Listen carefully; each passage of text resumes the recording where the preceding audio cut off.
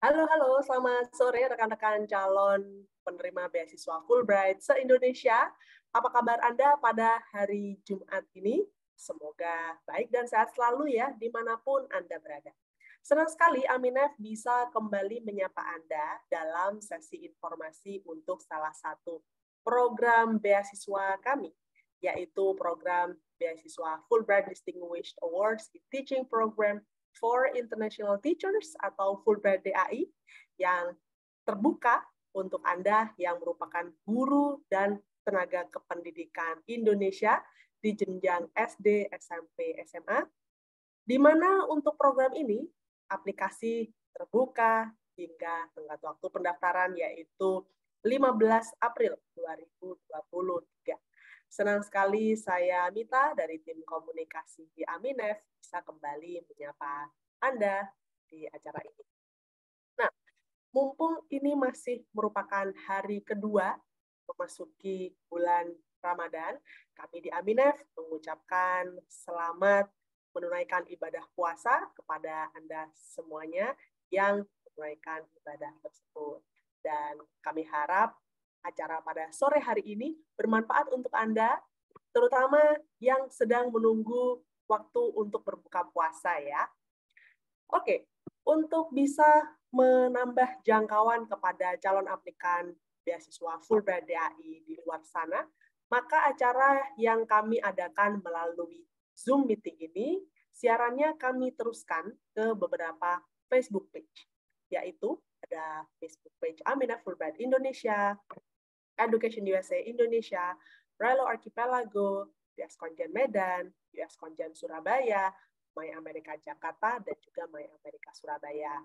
Oleh karena itu, kami ucapkan selamat datang kepada Anda yang tergabung di Facebook page tersebut.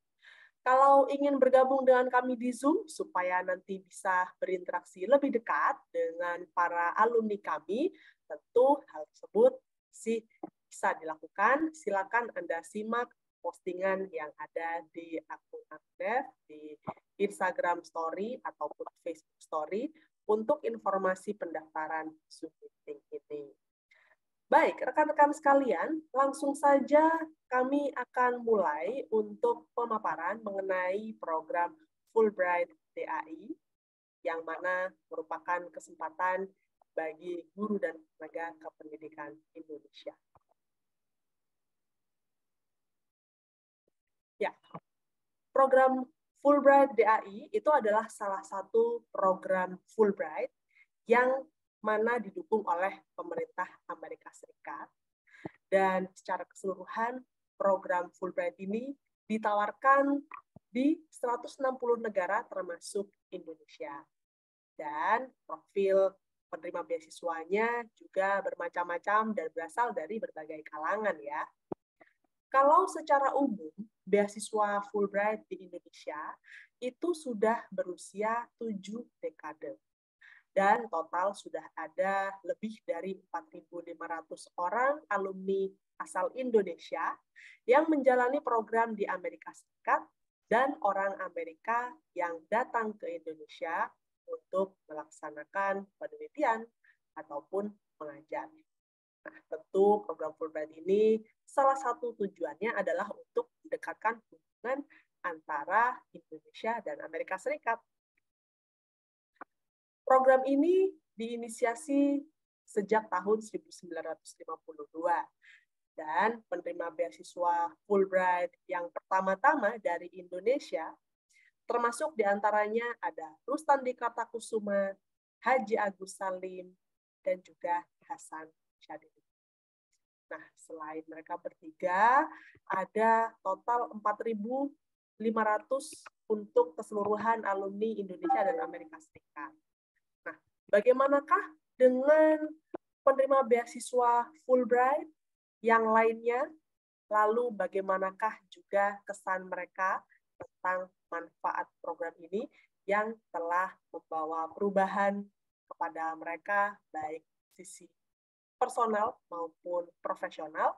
Berikut ini kami akan tayangkan sebuah video yang berisi suara dari para alumni. Berikut ini adalah video untuk Anda simak. Anda saksikan dan juga untuk diambil inspirasi.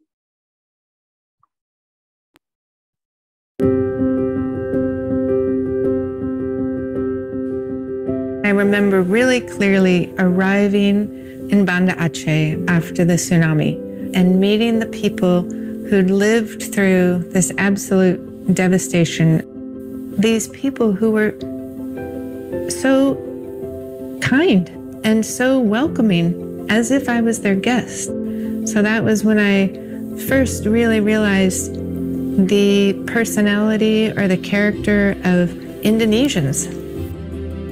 I was sent to a small town called Crete in Nebraska. We lived with an American family with other Fulbright grantees from all over the world. We were kind of fascinated with Hollywood movies, big cities, fast cars, and so on. But the other side of the coin is this social capital, the foundation of American democracy and American economic power.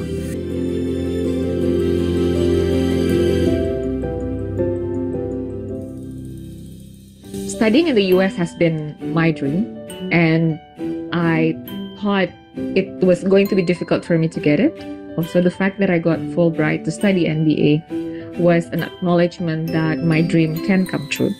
You know, before I came here, I was a professor of American media history, and I had never studied Indonesia. So it was an amazing experience, and I fell in love with Indonesia and, you know, realized there's so much that I, as a historian of journalism, could write about here in Indonesia. Saya merupakan seorang penerima Fulbright dari Tanah Papua. Jadi apa yang saya dapatkan ketika mengikuti program Fulbright Report merupakan sesuatu yang sangat baik yang kemudian bisa saya terapkan juga. Paling tidak saya bisa berkontribusi bagi pengembangan pendidikan di Tanah Papua. I'm in a unique position that I can see the broader picture. I have the enormous pleasure of seeing Fulbrighters from Indonesia go abroad and come back and make extraordinary contributions to Indonesia in their fields. Fulbright ini memberikan kesempatan untuk masuk ke international academic community. It's really had a huge impact, those 3 Fulbright experiences, on my career and my interests, making me a better teacher and also making me a better researcher. So one of the things that is great about having done a Fulbright is the network that you have of other Fulbrighters and learning about all sorts of different areas of research that they're involved in. And obviously the networks that are created are extremely powerful and far-reaching. Menjadi bagian dari keluarga besar Fulbright itu adalah sebuah anugerah yang sangat saya syukuri ya. Karena ternyata alumni Fulbright ini dia ada di berbagai bidang dan mereka dalam posisi yang influential di setiap karya mereka, di setiap posisi mereka. Many Fulbright alumni became policymakers, leaders. If they are working in creative industry, they become most prominent personalities in the field. Saya mendirikan Caravan Studio, juga Reon Comics, yang bertujuan untuk memberikan kesempatan kepada ilustrator dan komikus Indonesia untuk bisa berkarir di luar negeri. If I don't meet another Fulbright alumni and setting up Project Multatuli, I think it will be very different. Project Multatuli is a public service journalism initiative owned and managed by workers, and we serve the underreported. We hold power accountable. I ended up writing a book on the basis of my dissertation, Raiding the Land of the Foreigners, and then went on to write 2 more books. This experience has been incredibly important for me in my career as an anthropologist. Saya berkenalan dengan seorang Fulbrighter ya. Kami membuat yayasan namanya Yayasan Nurani Dunia. Kita butuh satu kampung untuk mendidik anak. Nah, kampung ilmu tidak hanya sekedar membangun sekolah, tetapi membuat komunitas yang mengintegrasikan antara pendidikan formal dengan non-formal. Menjadi akademisi harus punya dampak langsung terhadap masyarakat di sekitarnya. I think the Fulbright program is the single most important institution program in the United States for building ties among people who care about and know Indonesia. I really think the key is making it really peer-to-peer, equal interaction, a kind of partnership in mutual understanding. That's what I think Fulbright is doing and doing well. I hope that we'll be doing an even better job in reaching out and recruiting people and letting people know that although this is a very prestigious grant that they're applying for, that they too can have a chance, whether they come from Eastern Indonesia or some of the other islands off of Java, or if they belong to some sort of community that is somewhat disadvantaged, they too are welcome to become a Fulbrighter. Misi Fulbright ini sudah masuk ke dalam diri saya. Saya merasa bahwa saya telah berhasil mengenalkan sudut lain dari Indonesia kepada mereka. Kami jadi keluarga. Tidak ada Amerika lagi, tidak ada Indonesia lagi, yang ada adalah sahabat, keluarga. Kita bersentuhan tidak lagi sebagai bangsa dengan bangsa, tapi sebagai manusia dengan manusia yang punya hati nurani.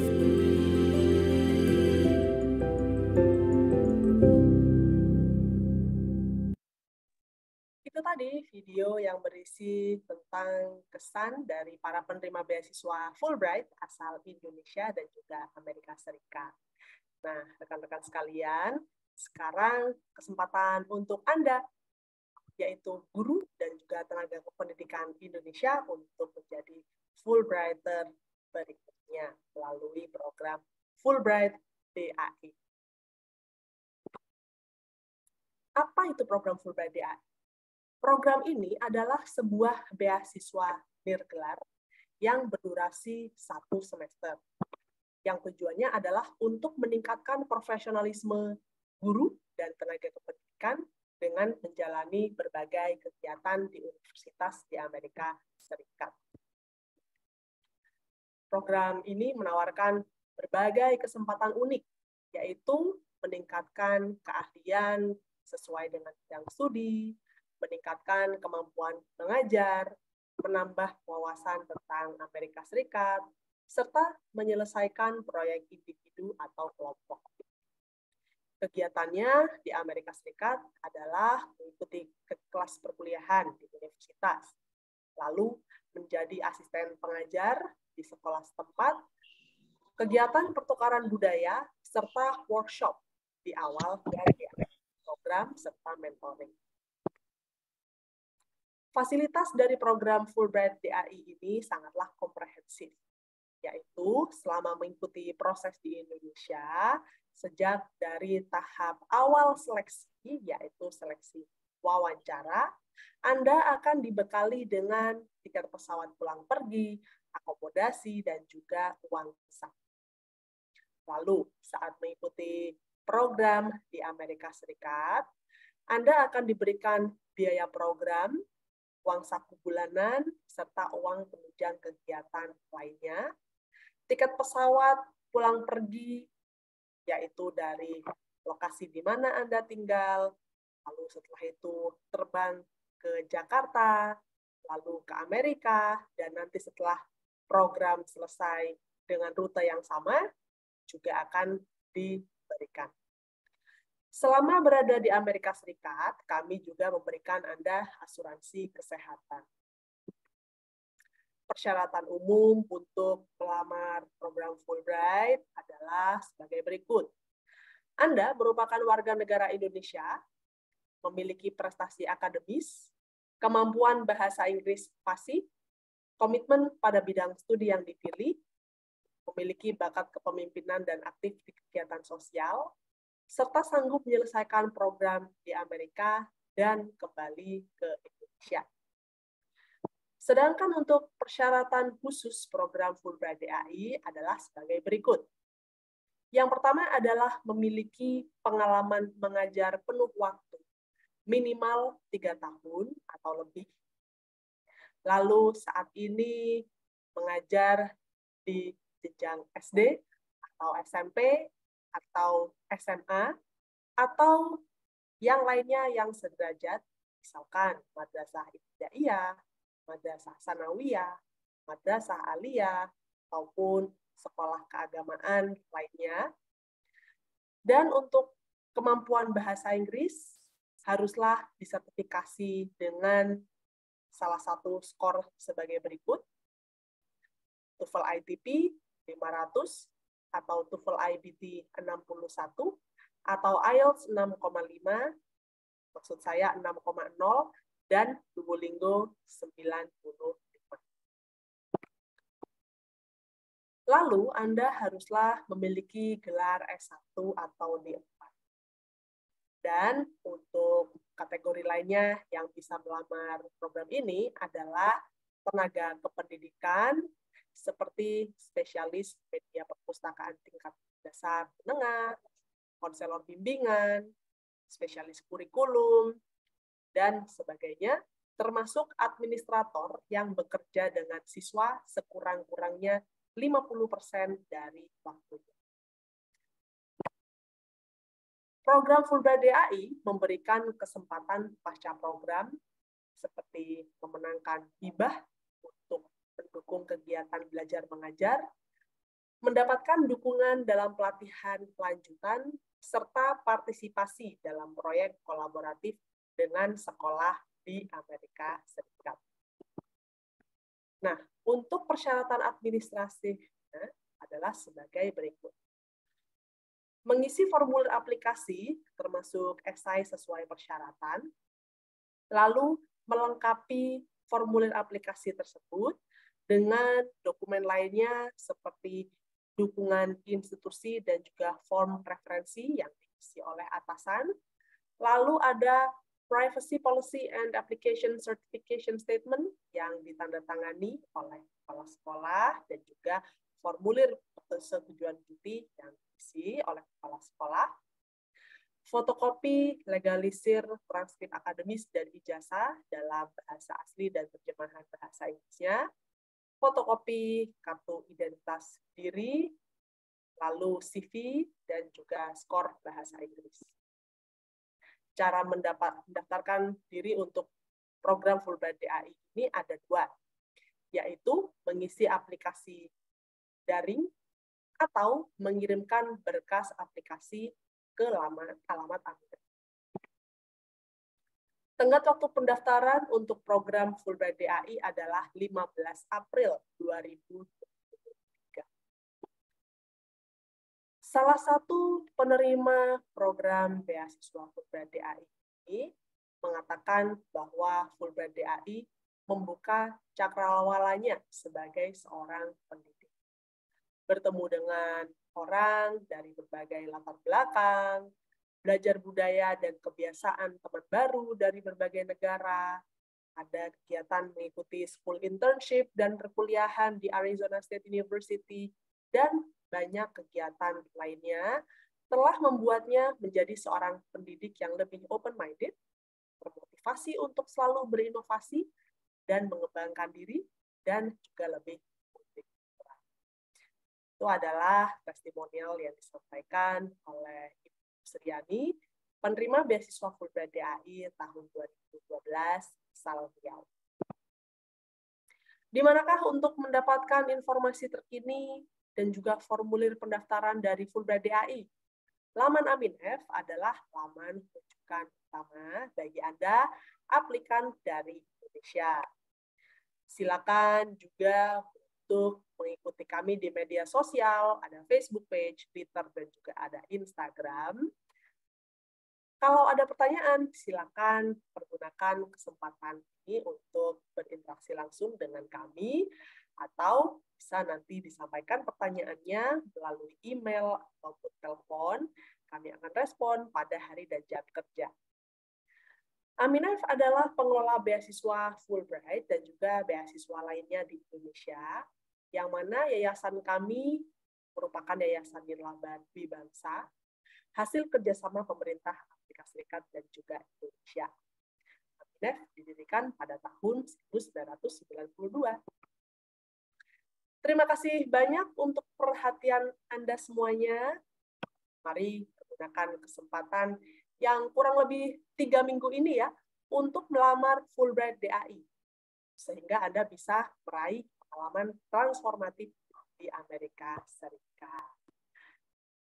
Nah, langsung saja kami ingin mempersilakan Anda yang bergabung di Zoom meeting ini untuk bisa raise hand sehingga Anda bisa menyampaikan pertanyaan Anda tentang program Fulbright DAI. Silakan raise hand, dan sambil menunggu Anda untuk menyampaikan pertanyaan, izinkan kami untuk membagikan layar kami untuk menunjukkan laman Aminef, sehingga Anda bisa ketahui secara tepat di mana informasi tentang Fulbright DAI bisa ditemukan. Berikut ini adalah laman Aminef, yaitu di www.aminef.or.id. Oke. Nah, laman Aminef ini nanti silakan dikunjungi pada bagian Grants for Indonesia, lalu pada bagian Fellowship, apabila Anda ingin mengetahui informasi mengenai Fulbright DAI. Nanti Anda bisa mempelajari informasi mengenai program ini, yang mana di sini Anda bisa mengetahui di mana sajakah, di negara mana sajakah program Fulbright DAI ini ditawarkan selain di Indonesia. Nah, jadi nanti Anda juga akan bertemu dengan para penerima beasiswa Fulbright DAI dari negara-negara tersebut. Lalu, Anda juga bisa mendapati informasi lainnya seperti persyaratan umum, persyaratan khusus, dan juga untuk bagaimanakah caranya melamar program ini. Itu ada dua opsi ya. Serahkan dokumen ke alamat Aminef, atau nanti menggunakan opsi yang berikutnya, yaitu melamar secara daring. Silakan Anda masuk ke laman Aminef di bagian tersebut. Apabila Anda ingin mengetahui siapa sajakah penerima program beasiswa Fulbright DAI ini, mereka berasal dari mana, silakan nanti Anda klik di Alumni Directory di sini, lalu Anda klik yang bendera Indonesia. Lalu, nanti Anda bisa melakukan saringan atau filter berdasarkan nama program. Program Fulbright DAI dahulu bernama International Leaders in Education Program. Jadi silakan Anda klik yang bagian ini, atau nanti di bagian yang International Leaders in Education Program. Nah, saya akan berikan contoh ya untuk di bagian yang Fulbright DAI. Kalau di klik search, Anda akan mendapati 22 nama penerima beasiswa ini dan juga profil mereka. Nama, bidang studi, lalu setelah itu sekolah tempat ia bekerja, universitas di mana ia ditempatkan di Amerika Serikat, tahun keberangkatan, dan juga institusi mereka saat. Informasi ini kami muat supaya Anda bisa mendapatkan gambaran yang lengkap tentang para penerima beasiswa Fulbright DAI. Silakan nanti Anda klik profil yang Anda ingin ketahui. Ya. Nah, kami harap informasi tersebut membantu untuk Anda yang ingin mengetahui lebih banyak tentang program Fulbright DAI. Selanjutnya, kami ingin mempersilakan Anda untuk menyampaikan pertanyaan secara langsung. Silakan gunakan fitur raise hand untuk Anda yang ingin bertanya. Nah, saya mendapati satu pertanyaan yang sudah masuk melalui kolom chat. Oke, apakah ada pertanyaan sebagai berikut? Apakah guru dari bimbingan belajar atau pendidikan non-formal bisa mendaftar Fulbright DAI? Nah, jawaban kami adalah sebagai berikut. Untuk program Fulbright DAI, saat ini terbuka untuk mereka yang memang mengajar di jenjang SD atau SMP atau SMA saja, atau yang sederajat. Jadi, program ini masih belum membuka kesempatan kepada mereka yang merupakan guru dari bimbingan belajar atau pendidikan non-formal lainnya. Kami harap bisa menjawab pertanyaan yang telah disampaikan. Oke, untuk sesi berikutnya, kami ingin langsung mempersilakan para alumni kami untuk bisa membagikan highlight beasiswanya ya. Oleh karena itu, kami akan persilakan alumni kami yang pertama, yaitu ada Bapak Charles Yusuf Tandi yang berasal dari Halmahera Barat.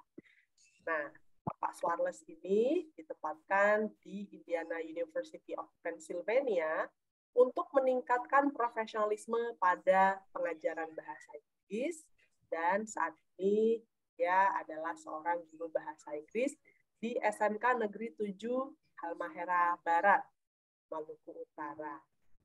Dia memperoleh gelar sarjana bidang pendidikan bahasa Inggris, yaitu dari Universitas Cokro Aminoto Palopo, Sulawesi Selatan. Halo, Pak Charles. Halo. Baik, silakan untuk langsung dimulai untuk membagikan apa sajakah highlight pengalaman melalui program Fulbright DAI. Baik, saya coba untuk screen share dulu. Terima kasih Mbak Mita. Sama-sama, silakan Pak.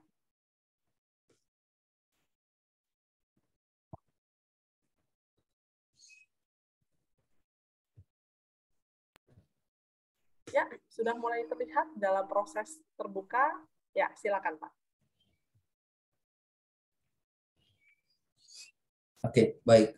Selamat sore. Assalamualaikum warahmatullahi wabarakatuh. Terima kasih atas kesempatan yang diberikan kepada saya. Layar saya sudah terlihat ya, Mbak? Ya, Bapak, sudah jelas. Oke. Baik, saya Charles Yusuf Tandi, saya penerima beasiswa tahun 2021 dan ditempatkan di Indiana University of Pennsylvania tahun 2022. Nah, saya mengambil dalam program ini, saya mengambil mata kuliah Methods of Teaching and Assessing Language Arts. Nah, kenapa saya mengambil mata kuliah ini? Yang pertama, karena saya adalah guru bahasa Inggris, sehingga mata kuliah ini sangat berkaitan dengan bidang pengajaran saya. Yang kedua, ini sangat berhubungan erat dengan inquiry project saya, di mana di inquiry project saya sebagai guru bahasa Inggris yang sedikit frustasi pada saat mengajar di daerah saya, sehingga inquiry project saya itu yang berjudul menyiapkan kurikulum yang sesuai dengan kemampuan atau level peserta didik saya. Ya, selama di Amerika Serikat, pengalaman saya mengajar itu saya ditempatkan di dua sekolah yang berbeda. Yang pertama di IASD atau Indiana District, itu SMP, dan di Brashear yaitu SMA. Nah, selama di program pengenalan atau pengalaman mengajar di dua sekolah ini, itu ada beberapa pengalaman yang sangat berkesan ya. Yang pertama, saya mengajar anak-anak di sana saya mengajar bahasa Indonesia itu lewat lagu dan lewat tarian dero ya. Untuk lagunya saya menggunakan Topi Saya Bunda. Ya, kesan dalam mengajar ini saya sangat senang karena pada akhirnya mereka bisa mengikuti dan saya bisa merasakan bahwa betapa susahnya anak-anak didik saya yang ada di Indonesia ini ketika saya mengajarkan bahasa Inggris seperti ketika saya sedang berada di dalam kelas mengajarkan bahasa Indonesia kepada anak-anak Amerika di sana. Ya, jadi saya paham ternyata memang tidak semudah itu kita mengajarkan satu bahasa, tetapi asik apabila kita menggunakan metode atau pendekatan yang sesuai. Nah, untuk yang dero ini kebetulan saya ajarkan di Brashear. Di Brashear ini anak-anak SMA di mana mereka sangat senang untuk gerakan-gerakan di dalam kelas, dan dero yang berasal dari Sulawesi ini mampu membuat suasana kelas menjadi lebih hangat dan lebih bersahabat. Kemudian ada beberapa hal yang saya pelajari untuk mengajar di Amerika Serikat. Yang paling utama adalah benar-benar kita wajib sabar. Kenapa? Karena kita tidak boleh marah, ya, tidak boleh berkata kasar, dan tidak boleh ada tindakan fisik dan lain sebagainya. Ya, Untuk pengalaman budaya ya yang perlu saya bagikan, baik yang positif, artinya baik yang membuat saya wow gitu, ya culture shock saya. Selama berada di Amerika Serikat itu saya memperhatikan bahwa jika tidak ada trotoar maka kita tidak boleh berjalan kaki di situ. Itu yang perlu kita garis bawahi. Dan ada beberapa tempat, misalnya kalau di Indonesia itu mungkin dari desa satu ke desa yang lainnya, di jalan itu sama sekali tidak ada trotoar, sehingga kita sama sekali tidak boleh, walaupun kalau di Indonesia itu hal biasa ya untuk berjalan kaki. Nah, kalau di Amerika Serikat tidak diperbolehkan. Walaupun juga ketika ada trotoar dan ada tulisan no trespassing di situ, jangan coba-coba untuk berjalan kaki, karena itu sesuatu yang melanggar aturan di sana dan kita bisa didatangi sama petugas di sana. Yang berikut, ketika berada di sekolah itu no touching, tidak boleh menyentuh siswa kita. Seperti yang ketika ada di Indonesia, ketika siswa ada masalah kita bisa datang dan sentuh, kita pegang badannya atau kepalanya. Di sana sama sekali tidak boleh. Kemudian ada beberapa hal positif yang saya dapatkan adalah mereka selalu memuji, ya, baik ketika kita ketemu di luar, ya, wow, rambut kamu bagus sekali, pakaian kamu bagus sekali, dan lain sebagainya. Kemudian untuk hal yang berikut adalah selalu memberikan respon yang positif ketika anak-anak mengerjakan tugas itu. Saya tidak pernah melihat hal yang negatifnya. Nah, ini mungkin sebagai guru kita bisa belajar dari situ bahwa jangan fokus ke kesalahan anak, tapi fokus ke yang positifnya. Mungkin ini sesuatu hal yang baru yang kita bisa terapkan, dan saya sendiri coba terapkan ketika sudah kembali dari sana ketika di dalam kelas saya. Yang berikut adalah well management. Di sana segala sesuatunya itu teratur dengan baik. Satu contoh, ketika ada kegiatan di kampus, di kelas, ketika kita datang itu semuanya sudah, meja kursinya itu semuanya sudah tertata dengan baik. Dan yang lebih bikin saya wow, ketika kita keluar dari gedung itu, misalnya di jam istirahat, di depan gedung itu, di depan kelas itu refreshment, makan siang atau dan sejenisnya itu sudah tertata dengan baik, dan kita sebelumnya tidak melihat orang gerak-gerik ke sana kemari gitu ya. Ini sangat berbeda ketika di Indonesia, ketika ada kegiatan atau ada acara pasti orang super sibuk. Nah, di sana tidak kelihatan sibuk tapi semuanya jadi, ya itu. Kemudian ketika bertemu harus membuat janjian terlebih dahulu. Jadi itu sangat wajib, kita tidak bisa datang tiba-tiba. Yang berikut adalah selama di Amerika Serikat saya tidak melihat anak-anak menggunakan seragam saat mereka ke sekolah. Jadi mereka bebas dengan pakaian yang mereka inginkan. Nah, berbeda dengan di Indonesia. Kemudian mungkin soal currency ya, untuk yang harus kita pelajari, karena di sana di bawah $1 itu kan ada sen, ada dime, ada quarter dan lain sebagainya. Nah, bagi saya ini ketika berbelanja mungkin perlu waktu untuk mempelajari, sehingga kadang ketika berbelanja untuk hal-hal yang kecil saya biasanya store saja uang poinnya tersebut. Nih, ini silakan dihitung sendiri. Tapi saya coba untuk pelajari dan saya butuh waktu 2 minggu kurang lebih untuk mempelajari itu. Dan banyak masyarakat di sana, orang Amerika sendiri mengatakan bahwa mereka sendiri katanya agak sulit untuk membedakan itu. Jadi saya pikir ini memang hal yang tidak biasa di sini, karena di sana orang kebanyakan menggunakan kartu ya, semua serba digesek. Tetapi sebagai orang baru saya coba untuk mempelajarinya, dan ya cukup 2 minggu saya bisa tahu bagaimana cara menggunakan uang koin dan lain sebagainya. Kemudian untuk makanan ya, makanan di sana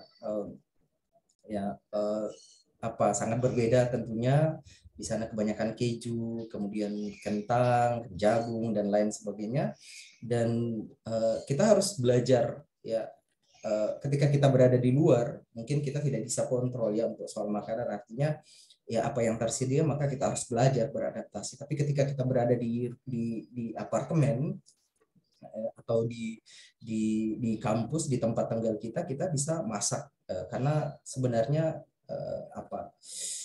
makanan Indonesia itu, makanan Asia itu ada di sana, tinggal asal bisa masak ya. Kebetulan saya bisa masak, jadi saya selalu membawa makanan Indonesia kemana-mana ketika kegiatannya satu hari keluar, saya tetap masak sehingga rasa rindu tentang makanan Indonesia tetap terobati. Tapi kita juga harus belajar menikmati makanan yang ada di sana. Yang penting sesuai dengan aturan bisa dimakan atau tidak.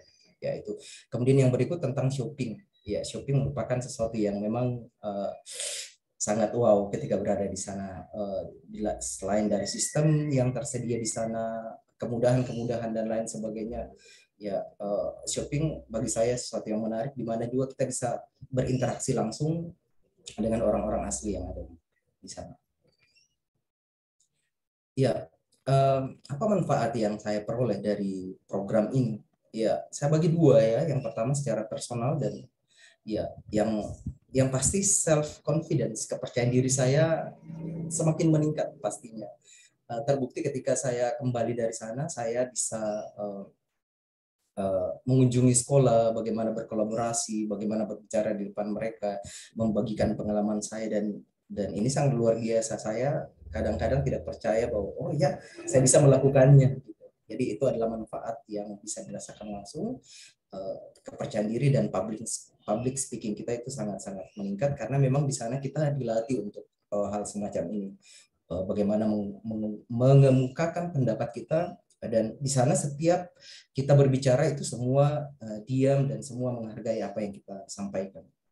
Dan secara profesional yang pasti kemampuan mengajar saya sangat meningkat, teaching skill saya sangat meningkat. Terbukti saya melihat kelas saya, anak-anak dengan mudah menerima materi yang saya sampaikan dan saya bisa memanage kelas saya dengan baik. Tepat waktu yang diberikan, alokasi waktunya itu benar-benar bisa dimanfaatkan dengan sebaik mungkin. Kemudian yang pasti social network kita, jaringan kita akan semakin luas, baik jaringan di dalam negeri maupun jaringan secara internasional. Kemudian ya jalan-jalannya itu. Ya, yang berikut gimana cara saya membagikan pengalaman ini? Yang pertama saya bagi, sebenarnya yang pertama itu lewat siswa saya dulu, lewat sekolah saya. Saya implementasi inquiry project yang saya pelajari tentang kurikulum bahasa Inggris itu saya coba dulu di sekolah saya beberapa minggu dan saya lihat hasilnya positif. Kemudian anak-anak dengan percaya diri bisa berkomunikasi dalam bahasa Inggris sesuai dengan level mereka. Karena memang proyek saya adalah kurikulum yang sesuai dengan kemampuan mereka, bukan umur mereka tapi kemampuan mereka atau level mereka. Nah, setelah saya coba, kemudian saya mengunjungi beberapa sekolah, saya sharing, selain sharing beasiswa ini, saya juga sharing kurikulum yang saya bawa dari Amerika itu, karena tempat di sini lokasinya sangat jauh ya, dan jaringannya kurang bagus untuk di daerah tempat saya mengajar, jadi saya mengunjungi guru atau sekolahnya secara langsung, kemudian saya berdiskusi di sana seperti apa dan lain sebagainya. Kemudian saya mengadakan online volunteering seperti mengajar TOEFL ya untuk teman-teman yang ingin belajar TOEFL, karena saya sebelum saat saya mengajar beasiswa saya juga kendala di TOEFL, artinya di beberapa daerah tidak ada tempat untuk belajar TOEFL dan tempat untuk tes TOEFL. Jadi dengan kegiatan volunteering ini saya bisa memberikan workshop tentang TOEFL dan juga berbagi informasi tentang tes TOEFL gimana, apalagi di zaman sekarang ini kita bisa mendapatkan TOEFL secara online atau tes TOEFL yang official secara online. Kemudian mengadakan mentoring teman-teman yang ingin aplikasinya kita baca, kita diskusikan sama-sama, saya bisa sharing di situ. Ya, saya pikir itu yang bisa saya sampaikan di sesi ini. Terima kasih. Saya kembalikan ke Mbak Mita. Terima kasih banyak untuk penjelasannya, Pak Charles. Ini untuk menjawab beberapa pertanyaan yang disampaikan kepada saya, ya private chat. Nah, mengenai TOEFL, barusan Pak Charles juga kebetulan menyebutkan tentang tes TOEFL ya, ada kendala atau tantangan pada saat mendapati perlu tes TOEFL ini. Jadi, apa tips yang bisa dibagikan kepada rekan-rekan yang ingin melamar program Fulbright DAI ini? Ya, yang pertama memang kita harus belajar. Jadi saya dulu itu belajarnya ada dua, secara offline dan juga secara online, itu secara pribadi. Kemudian saya mencari beberapa referensi, kemudian saya mendapatkan di internet. Di internet banyak, dan saya membeli kasetnya. Kemudian saya itu saya putar terus setiap hari. Selain diputar, kemudian kita memang langsung kita harus tes ya. Mock testnya harus kuat memang. Ya. Oke, baik. Terima kasih banyak. Nah, kalau itu tadi pengalaman dari Pak Suarles, bagaimanakah dengan pengalaman dari Bapak Ahmad Arisandi? Langsung saja kami ingin hadirkan Pak Sandi di layar. Halo Pak Sandi, selamat sore. Selamat sore, Assalamualaikum semuanya. Rekan-rekan sekalian, Bapak Ahmad Arisandi ditempatkan di Arizona State University untuk meningkatkan profesionalisme pada pengajaran teknik otomotif. Ya, beliau adalah seorang guru teknik otomotif di SMK Negeri 2 Bener Meriah di Aceh. Beliau meraih gelar sarjana teknik mesin dan pendidikan dari Universitas Negeri Medan. Langsung saja, silakan Pak Sandi untuk bisa menyampaikan highlight pengalaman di program Fulbright DAI. Baik, saya share screen dulu terlebih dahulu. Ya, silakan.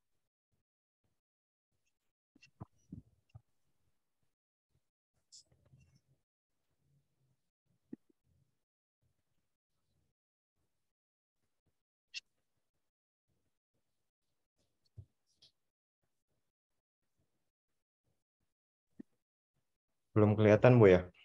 Masih belum, mungkin sedang proses.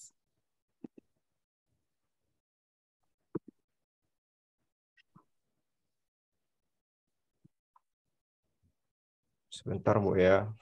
Oke. Agak.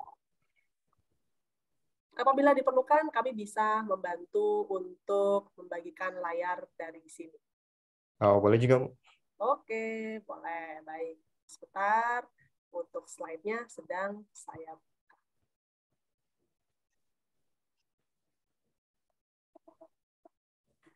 Oke, berikut ini untuk layarnya Pak Sandi ya.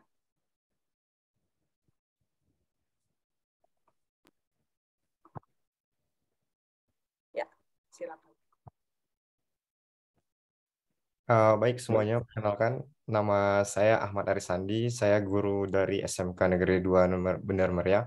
Saya mengajar di jurusan teknik otomotif. Berikutnya,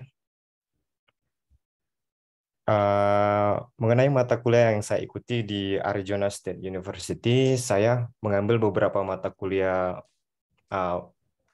yang wajib di sini adalah Academic Writing, Fulbright DAI Seminar, dan Fulbright Teknologi. Sedangkan mata kuliah pilihannya yang saya ambil adalah Developing as a Leader.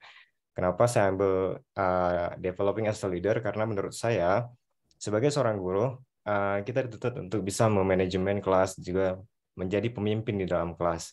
Dan mengenai 3 mata kuliah yang di atas, Academic English Writing itu sangat-sangat penting menurut saya. Kenapa? Karena dalam penyusunan research ataupun inquiry project, kita dituntut untuk menulis secara English akademik, sehingga kaidah-kaidah penulisan bahasa Inggrisnya di kelas ini sangat membantu saya dalam penyusunan inquiry project saya. Berikutnya adalah di Fulbright DAI Seminar. Di sini tidak hanya dibahas tentang cara pembuatan project, tetapi juga kita diajak untuk berdiskusi mengenai sistem pendidikan yang setiap peserta bawa. Contohnya misalnya seperti kita di setiap seminggu sekali itu bergiliran memaparkan tentang sistem pendidikan di setiap masing-masing negara. Jadi di sana ada seperti bahan diskusi apa yang sesuai dan tidak sesuai. Jadi mereka memberi tanggapan tentang sistem pendidikan kita masing-masing. Dan ditambah lagi dengan best practice yang ada di US, itu dipaparkan di kelas ini, sehingga nantinya ketika kita pulang, kita bisa menerapkan best practice yang ada di US, kita terapkan di sekolah kita. Dan berikutnya adalah Fulbright Teknologi. Nah, berkaitan dengan Fulbright Teknologi, saya inquiry project-nya atau research project-nya itu berkaitan dengan AR, sehingga kelas ini sekali lagi sangat-sangat membantu saya.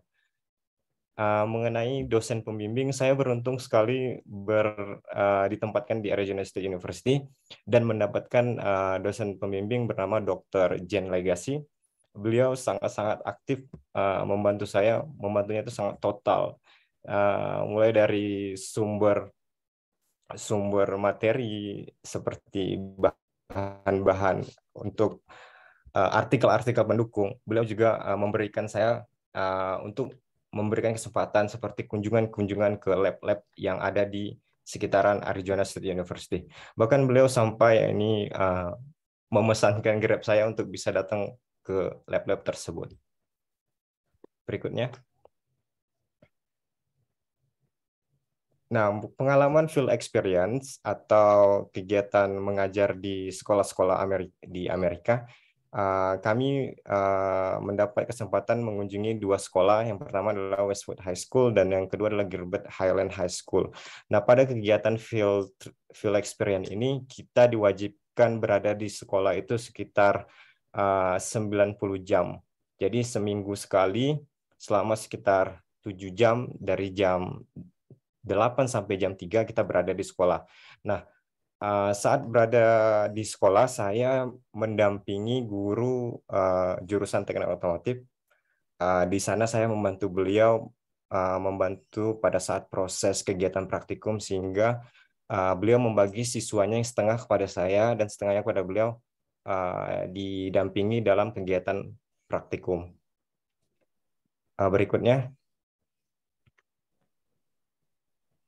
Nah, tidak hanya membantu guru ataupun partner teacher saya pada bidang otomotif, saya juga mengobservasi beberapa kelas yang kaitannya dengan SMK, karena background saya adalah guru SMK.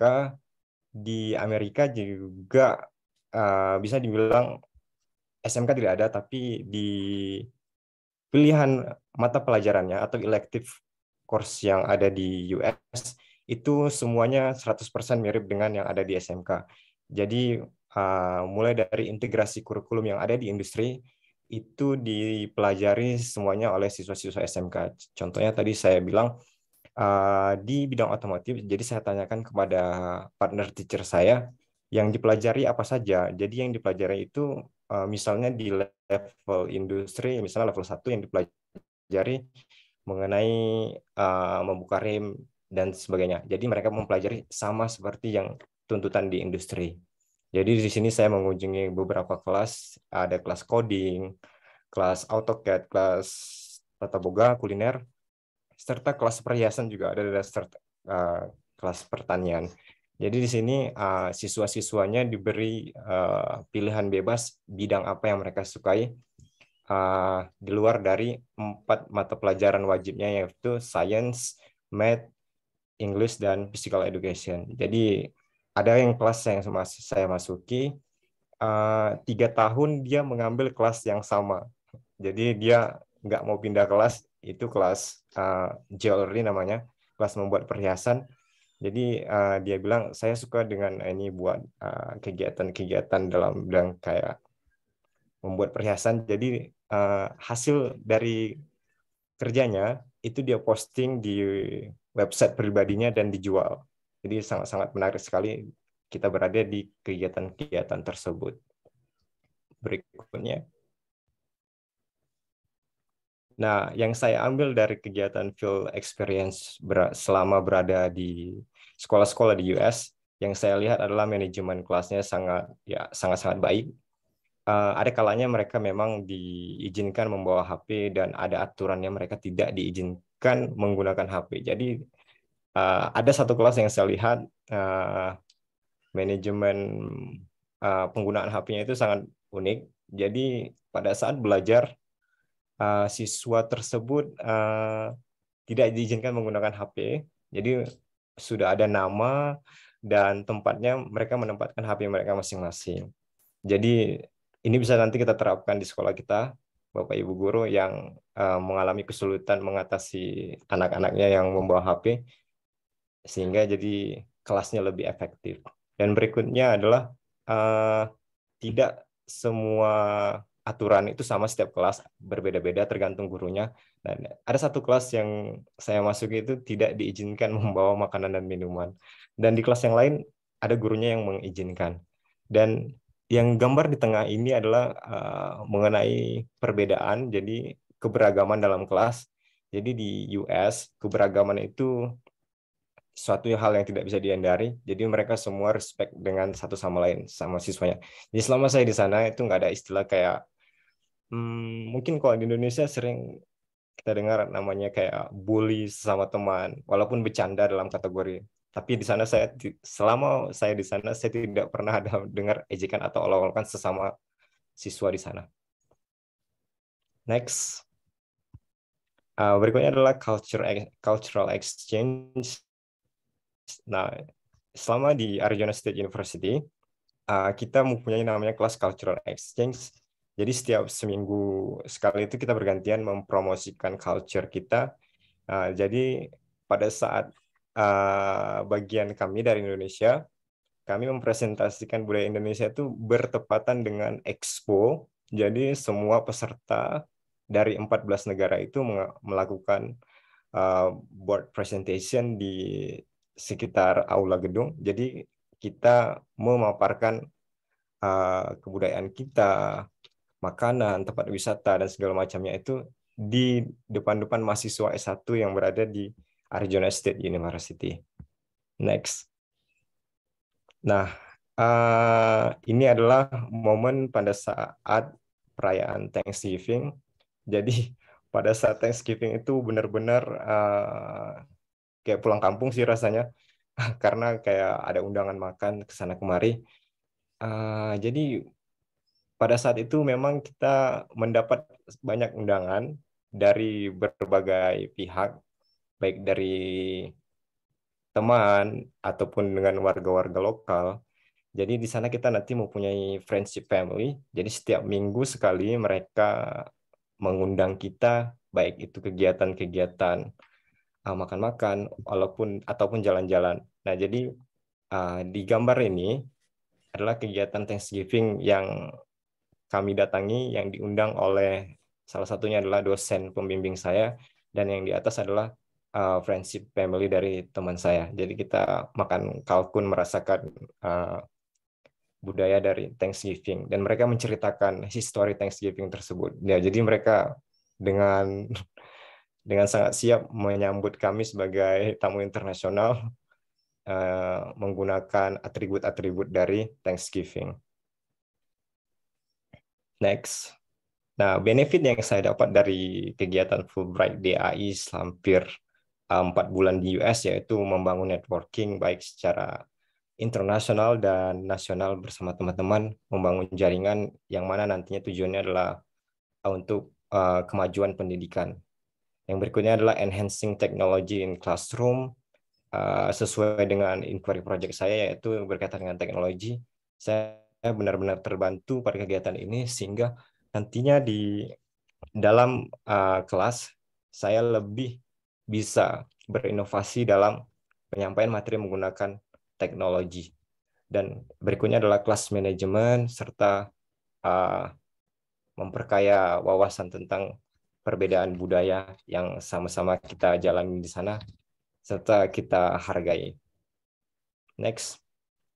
Nah, hal yang sudah saya bagi ketika saya sudah tiba di sekolah lagi yaitu adalah langsung mengimplementasikan apa yang saya dapat di sana. Rasanya seperti nggak sabar pengen menerapkan apa yang saya dapat. Kalau bisa jangan ada libur sehingga siswa saya dapat merasakan impact yang saya dapat dari kegiatan tersebut. Nah, di gambar yang atas itu adalah penerapan teknologi yang saya dapat selama kegiatan di US.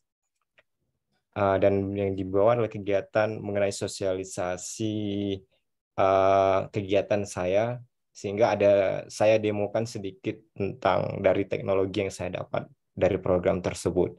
Nah, nantinya saya juga ingin membuat action research dari metode-metode dan best practice yang saya dapat selama di US, serta mengadakan workshop kecil membantu guru-guru di sekitar saya mengenalkan teknologi yang sudah saya dapatkan.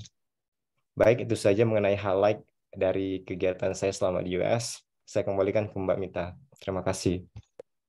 Pak Sandi, selain pengalaman yang telah dilaksanakan di Amerika Serikat.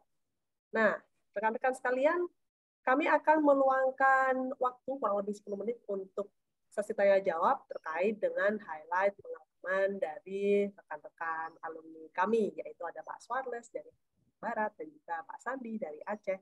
Saya melihat sudah ada 2 orang yang raise hand. Silakan sampaikan pertanyaan Anda secara singkat. Kami ingin mempersilahkan yang pertama ada atas nama Suminah, lalu nanti setelahnya atas nama Ardi Sasong. Silakan. Baik, terima kasih atas waktunya. Menarik sekali atas pengalaman yang di-share di sini ya. Saya sudah buka aplikasinya. Kebetulan ada 2 hal yang ingin saya tanyakan di sini. Pertama, ketika kita ke Amerika nanti itu apakah disediakan laptop atau kita membawa laptop dari negara kita? Yang kedua, itu ada problematika ketika saya mencoba untuk mengisi formulir ya. Mungkin ini pertanyaannya nggak ada hubungan dengan sharing tadi, tapi semoga bisa membantu. Kalau kita mempunyai nama, mengenai masalah nama, ada first name, last name, dan middle name ya, kalau nggak salah. First name, middle name, dan surname kalau nggak salah. Nah, kalau misalnya nama kita hanya 1 kata itu menyulitkan sekali karena menurut teman saya yang sudah pernah ke Amerika itu dia ada masalah pembuatan visa ketika masalah nama tersebut. Hanya itu saja. Terima kasih. Terima kasih banyak Ibu Sumina untuk pertanyaannya. Oke, untuk pertanyaan yang mengenai tadi pengisian nama ya untuk program Fulbright DAI ini, apabila Anda memiliki 1 suku kata untuk nama, silakan dituliskan berulang di first name dan juga last name. Itu adalah salah satu cara yang bisa dilakukan. Lalu untuk pertanyaan pertama, sebentar. Untuk pertanyaan pertama, oke, bisa dibantu diulang Ibu? Saya tadi sedikit. Mengenai laptop tadi kan Pak yang teknologi tadi itu kayaknya butuh laptop ya. Apakah diberikan di sana atau kita bawa sendiri? Oke, baik. Mengenai laptop ya. Baik. Silakan dari rekan-rekan, dari pengalaman dari Pak Swarles atau Pak Sandi. Iya. Halo. Ya, silakan. Oke. Untuk Ibu Sumina ya. Untuk Ibu Sumina kalau mau bawa laptop silakan. Saya sendiri bawa laptop dari Indonesia. Dan pastikan memang laptopnya asli ya di dalam. Tapi kalau tidak bawa laptop juga, teman saya kebetulan Ibu Lia itu tidak bawa laptop karena dari beasiswa ini kita disiapkan dana juga untuk membeli laptop di Amerika. Jadi silakan Ibu mau bawa juga bisa, tidak juga bisa. Itu dari saya. Terima kasih. Baik, terima kasih. Bagaimana dengan pengalaman Pak Sandi? Baik, Ibu, salam kenal sebelumnya. Mengenai laptop, jadi pada saat keberangkatan dulu saya nggak membawa laptop sama sekali, saya belinya di US. Jadi saya takut nantinya kalau saya bawa dari sini nggak support sama inquiry project saya. Kan inquiry project saya tentang teknologi, makanya saya cari laptop yang kompatibel dengan software-software yang saya gunakan. Kalau misalnya Ibu ingin membawa itu juga nggak masalah, cuma dipastikan lagi laptop yang Ibu bawa itu mendukung dengan kerjaan Ibu nanti kalau misalnya berangkat. Oke, baik. Terima kasih banyak untuk penjelasannya rekan-rekan. Nah, saya ingin membagikan layar saya berkaitan dengan laman Fulbright DAI ya, terkait dengan fasilitas apa saja yang nanti dipersiapkan oleh program. Rekan-rekan kalau untuk di dalam laman Fulbright DAI seperti itu ada informasi sebagai berikut. Ya, nah di sini tertulis ya untuk program Fulbright DAI. Nanti ada beberapa hal yang akan disediakan, yaitu J1 visa, orientasi keberangkatan, tiket pesawat, dan lain-lain, termasuk di dalamnya adalah tunjangan untuk teknologi. Jadi ini akan disediakan ya beasiswa. Oke, semoga menjawab pertanyaan yang sudah disampaikan. Berikutnya kepada Pak Ardi. Ya, terima kasih Mbak Tia atas kesempatan yang diberikan kepada saya. Perkenalkan semuanya, nama saya Ardi Sasongko. Ada 2 pertanyaan yang ingin saya sampaikan mengenai program ini. Jujur kalau untuk saya sendiri minat ataupun pengen gabung di program ini tuh baru 1 bulan terakhir, karena sebelumnya memang saya ini penerima beasiswa mikro kredensial dari Kemdikbud dengan Harvard University, dan yang barusan selesai kemarin di bulan ini cuma sekitar tanggal 10-an. Nah, yang ingin saya tanyakan itu yang pertama, apakah dengan sertifikat yang saya dapat yang pelatihan baru general komputer sih gitu, jadi pengenalan dari program itu apakah sangat membantu? Terus pertanyaan kedua, bolehkah saya tahu berapa orang yang lolos pada program sebelumnya di tahun sebelumnya? Gitu Mbak. Itu aja dari saya. Terima kasih. Untuk pertanyaannya kepada Pak Ardi yang pernah mendapatkan program beasiswa pelatihan guru sebelumnya, apakah sertifikat akan membantu apabila disertakan? Silakan Anda sertakan sertifikat tersebut dalam formulir aplikasi Anda. Silakan disebutkan di dalam CV apabila tersebut menurut Anda akan memperkuat kans atau kesempatan untuk Anda menjadi penerima beasiswa Fulbright DAI Indonesia berikutnya. Namun tentunya kepemilikan sertifikat atau telah menjalani pelatihan atau workshop guru sebelumnya, hal tersebut bukanlah merupakan salah satu persyaratan yang memang ditetapkan ya oleh program. Karena persyaratan dari program ini hanyalah Anda seorang guru, baik di jenjang SD, SMP, ataupun SMA, lalu setelah itu punya pengalaman mengajar minimal 3 tahun, dan setelah itu memiliki kemampuan bahasa Inggris yang dibuktikan dengan TOEFL, serta sudah lulus dari jenjang S1 atau D4. Kalau sudah punya S2, maka Anda masih memiliki uang untuk menerima beasiswa program Fulbright DAI. Bagaimanakah dengan pengalaman teman-teman alumni dari Pak Sandi dan juga Pak Suarles? Apakah pas waktu melamar Anda juga menyertakan dokumen seperti contohnya sertifikat yang menyatakan bahwa Anda telah mengikuti workshop atau seminar yang berkaitan dengan tenaga pendidik? Silakan dibagikan maksudnya ataupun pengalamannya, Pak Sandi. Baik, mengenai sertifikat pendukung, pada saat pengalaman saya mendaftar, saya tidak melampirkan sertifikat tersebut, tapi saya membuatnya itu di kegiatan di CV saya. Jadi saya tulis list kegiatan yang pernah saya ikuti. Jadi itu menurut saya sudah mewakili tanpa harus melampirkan sertifikat dari kegiatan-kegiatan yang pernah kita ikuti. Itu saja, Mbak. Oke, baik. Bagaimanakah dengan Pak Suarles? Ya, sama dengan Pak Sandi ya. Saya tidak melampirkan, tetapi saya ceritakan di CV, dan juga kayaknya di essays itu ada tentang apa saja yang telah kita lakukan untuk mendukung profesi kita selama ini. Jadi saya pikir sangat-sangat bermanfaat. Oke, baik. Nah, ini Pak Suarles sudah menyinggung sedikit ya mengenai esai. Setelah ini kita akan sama-sama membahas tentang apa sajakah esai yang diperlukan di dalam program Fulbright DAI dan bagaimana Anda bisa memenuhi persyaratan esai tersebut. Nah, jadi oleh karena itu jangan kemana-mana ya. Acara ini akan berlangsung hingga jam 5 waktu Indonesia Barat. Kami ingin mempersilakan atas nama Ulil Alba, silakan sampaikan pertanyaan Anda. Baik, terima kasih. Saya mau bertanya ini, Pak, tentang letter of reference. Ini kan dari kepala sekolah ya, boleh ya? Nah, itu misalkan nih, kan kepala sekolah tidak semuanya punya kemampuan bahasa Inggris. Apakah boleh pakai bahasa Indonesia, terus nanti kita terjemahkan sendiri gitu? Oke, terima kasih. Oke, baik. Terima kasih banyak untuk pertanyaannya, Pak Ulil. Nah, mengenai form referensi ya. Nah, oke.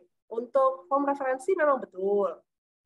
Harus dituliskan oleh atasan yang ada di sekolah Anda, dan memang harus dituliskan dalam bahasa Inggris, Dan apabila nanti rekomendasi dalam bahasa Indonesia, silakan Anda nanti hubungi penerjemah tersumpah yang ada di kota Anda, misalkan hubungi juga lembaga kursus ataupun UPT Bahasa Inggris, ataupun lembaga-lembaga lainnya yang sekiranya bisa membantu Anda untuk bisa menerjemahkan dokumen tersebut, ya, karena nanti untuk suatu referensi itu diberikan dalam bahasa Inggris.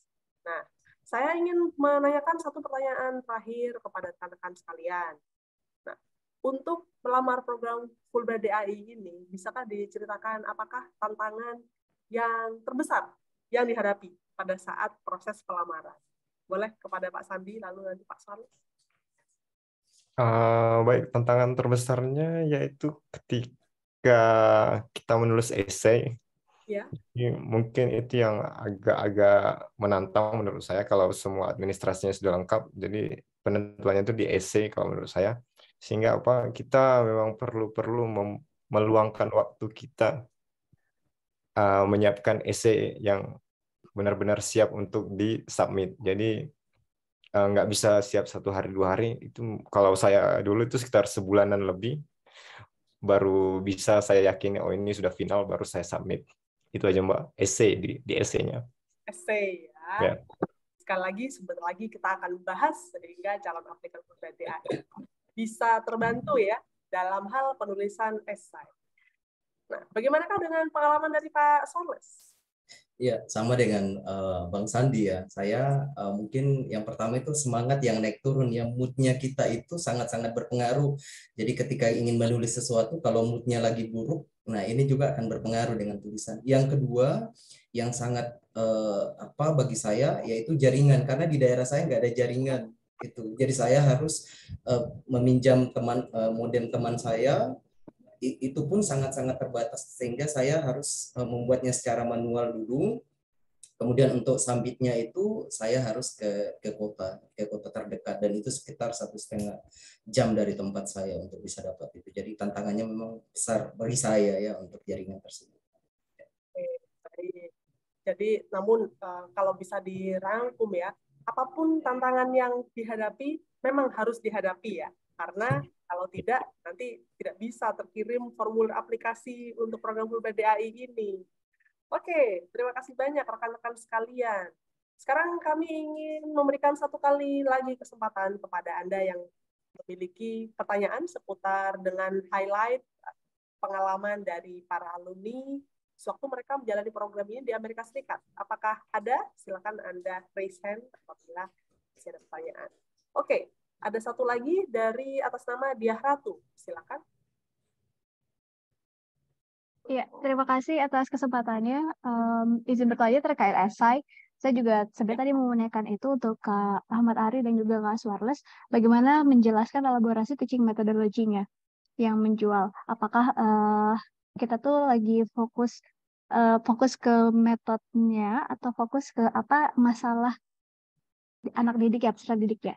Terus yang kedua untuk letter of reference, nah apakah bisa kita menanyai ke profesor yang belum kita temui? Kayak misalkan di universitas lain, misalkan di Universitas Monash, terus kita minta letter recommendation, apakah bisa atau memang harus dengan orang yang sudah pernah kita bekerja, seperti kepala sekolah, wakasek, atau guru? Terima kasih. Baik, terima kasih banyak untuk pertanyaannya. Nah, untuk pertanyaan pertama, karena ini berkaitan dengan esai, ada alangkah baiknya supaya nanti mendapatkan informasi yang lebih menyeluruh, nanti kita akan sama-sama mendengarkan tipsnya ataupun pengalaman dari para alumni, bagaimana mereka menjawab pertanyaan yang ada di dalam esai tersebut. Di dalam Fulbright DAI ada 5 esai yang berbeda ya, yang menggali lebih dalam profil Anda serta pengalaman Anda. Jadi, mohon untuk tetap di ruangan Zoom meeting ini, Ibu Diah, supaya nanti bisa mendengarkan penjelasan lebih lanjut. Mengenai surat rekomendasi, sesuai dengan persyaratan, maka surat rekomendasi tersebut akan berasal dari atasan di tempat kerja. Nah, dukungan institusi dan form referensi diisi oleh atasan di tempat kerja. Kami harap bisa membantu untuk Anda yang saat ini mempersiapkan formulir aplikasi Fulbright DAI. Oke, kita akan melangkah kepada sesi berikutnya, yaitu sesi tentang tips dan juga pengalaman menuliskan esai di dalam program Fulbright DAI ini. Dan kami ingin mempersilakan Bapak Suarles terlebih dahulu untuk bisa menyampaikan tips dan pengalamannya, lalu nanti disusul dengan Bapak Sandi. Silakan.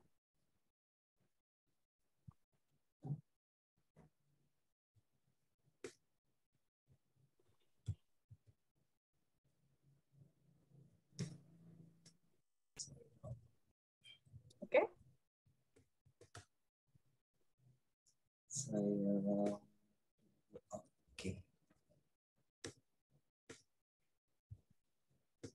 Belum muncul ya. Belum muncul di kami. Oke, ya.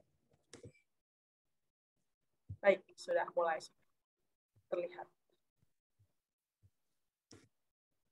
Ya, silakan, sudah muncul, Pak. Terima kasih Mbak Mita. Sekali lagi untuk semua, Assalamualaikum warahmatullahi wabarakatuh dan selamat sore, selamat berpuasa bagi teman-teman yang sedang menjalankan ibadah puasa. Ya,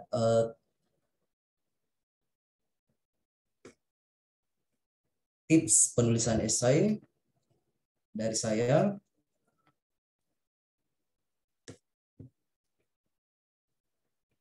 Sorry.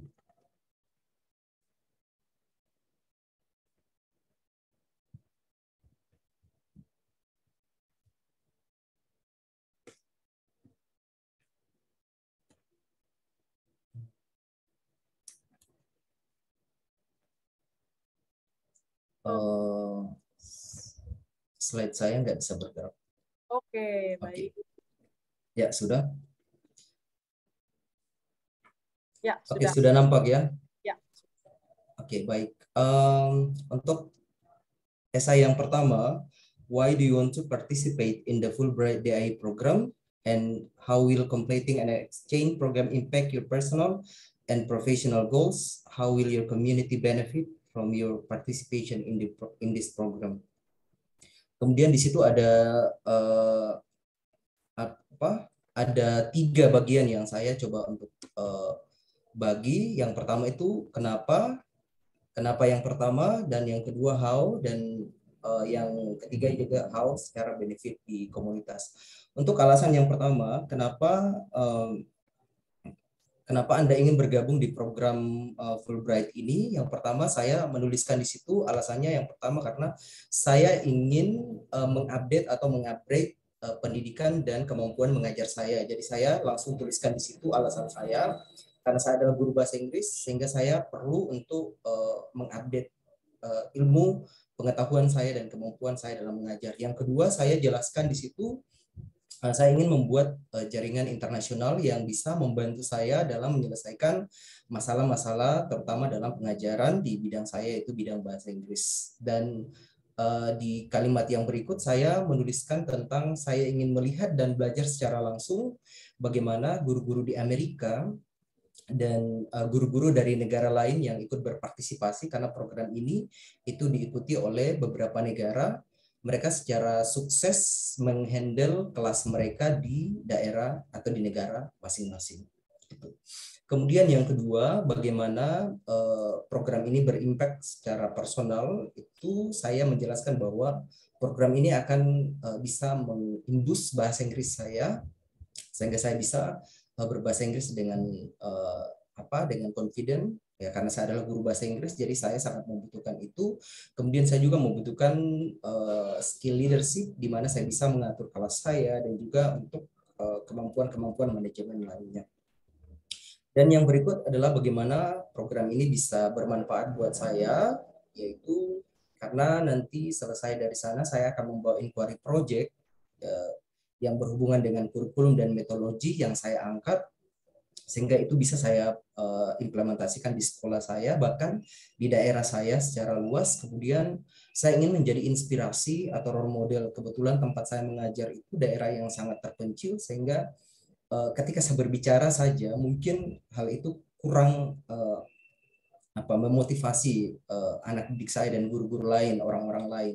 Dengan saya terpilihnya, orang bisa melihat saya bahwa apa yang saya sampaikan, bahwa dengan bahasa Inggris kamu bisa mendapatkan berbagai kesempatan yang lebih besar. Ya, itu kemudian saya ingin berbagi dengan guru melalui teacher workshop. Jadi hal-hal seperti itu yang saya bisa dapatkan dari program tersebut. Kemudian untuk esai yang kedua, kita diminta untuk describe an occasion when you were a leader or set a positive example in your school. Jadi di sini kita diminta untuk menuliskan pengalaman kita yang bisa menginspirasi, pengalaman kita yang sudah menginspirasi atau yang sudah berhasil kita lakukan di tempat kita mengajar gitu. Karena saya sebenarnya di sini diminta sebenarnya cuma satu, tapi karena saya mengajar di dua sekolah yang berbeda, pada saat itu saya dari Papua pindah ke Maluku Utara karena saya pengangkatan pegawai negeri di Maluku Utara.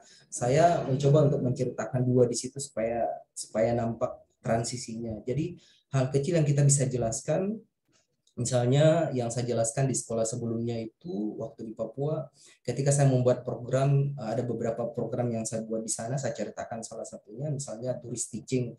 Jadi saya mengundang turis-turis yang datang liburan, kemudian datang di sekolah saya untuk mengajar, dan saya siapkan misalnya fasilitas yang ada di sekolah untuk mereka. Di sekolah kami ada hotel. Yang kedua, saya ceritakan bahwa di sekolah tempat saya mengajar yang baru ini, kehadiran siswa dan guru itu menjadi masalah. Kemudian saya coba untuk jadi role modelnya, saya datang tepat waktu. Setiap hari saya datang jam jauh sebelum jam sekolah dimulai, dan perlahan-lahan mereka mengikuti saya seperti itu. Kemudian intinya di sini adalah kita menceritakan achievement kita yang bisa yang sangat berpengaruh di komunitas tempat kita bekerja. Ya, apa yang kita yang boleh dan tidak boleh kita tuliskan di dalam esai ini ya. Yang pertama, untuk yang boleh ya, wajib kita harus menjawab semua pertanyaan. Misalnya di esai yang pertama tadi itu kan ada 3 poin di situ. Jangan sampai kita fokus di poin yang pertama, apanya, sehingga kita lupa bagaimananya. Itu jadi ada baiknya kita bagi 3 poin tersebut seperti tadi apa, how, dan how. Kita bagi 3 supaya pertanyaannya kita bisa jawab. Jadi esainya kita langsung bagi 3 supaya kita jawab satu-satu, nanti baru kita gabungkan. Itu. Kemudian apa yang kita ceritakan itu harus benar-benar sesuai dan masuk akal. Begitu, jangan sampai kita mengarang cerita ya, kita make up story. Padahal yang diminta adalah kisah yang benar-benar kita atau pencapaian yang benar-benar kita capai di situ. Kemudian usahakan semua hal itu memang autentik yang saya bilang tadi ya. Apa yang tidak boleh, jangan coba untuk mencontek ya, menyontek. Plagiarisme itu sangat-sangat tidak boleh. Misalnya ada alumni yang menunjukkan esainya kemudian copy paste dari situ, itu sangat-sangat tidak boleh.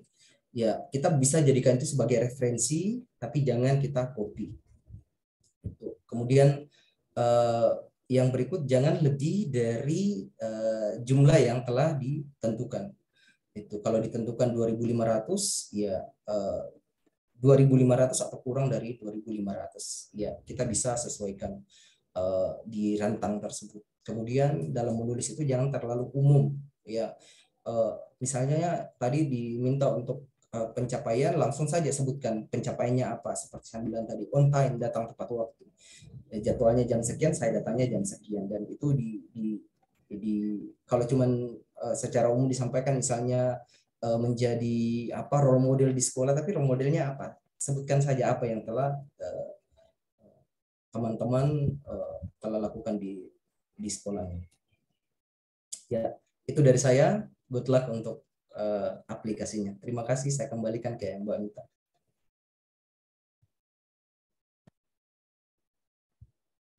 Terima kasih banyak kepada Pak Charles untuk paparannya mengenai tips menuliskan esai. Langsung saja kita berinjak kepada alumni yang kedua, yaitu ada Pak Sandi untuk menyampaikan paparannya mengenai tulisan esai. Nanti setelah beliau selesai memaparkan bagiannya, kita akan memasuki sesi tanya jawab ya berkaitan dengan esai. Langsung saja silakan.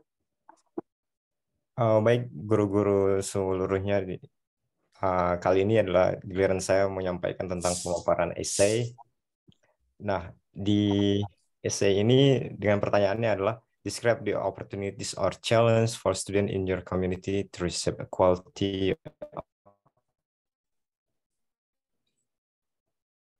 education. Terus disampaikan expand or improve opportunities for access to education or address other important issue related to quality education in your community. Nah, pada essay ini kita diminta untuk menjabarkan atau mendeskripsikan peluang dan tantangan yang ada di lingkungan sekolah kita, baik itu di siswa kita, sehingga tantangan dan peluang itu menjadi penjabaran pada essay tersebut. Atau Bapak Ibu bisa menyampaikan hal-hal yang telah Bapak Ibu lakukan dalam mengatasi tantangan-tantangan selama Bapak Ibu mengajar di sekolah tersebut. Jadi pada essay ini kita diminta untuk refresh ke pengalaman-pengalaman kita sebelumnya, hal-hal apa saja yang pernah kita lakukan dalam mengatasi sesuatu yang itu berdampak baik kepada proses belajar mengajar kita ataupun dapat berdampak langsung kepada siswa kita. Jadi saya ambil contoh sedikit pengalaman-pengalaman kita sebagai guru, rasanya banyak mengenai hal tersebut yang bisa kita angkat agar essay ini bisa terjawab. Jadi pengalaman-pengalaman Bapak Ibu, baik hal-hal kecil membimbing siswa, itu bisa diangkat pada essay tersebut. Jadi contoh kasusnya seperti ini. Anak-anak sekarang itu kan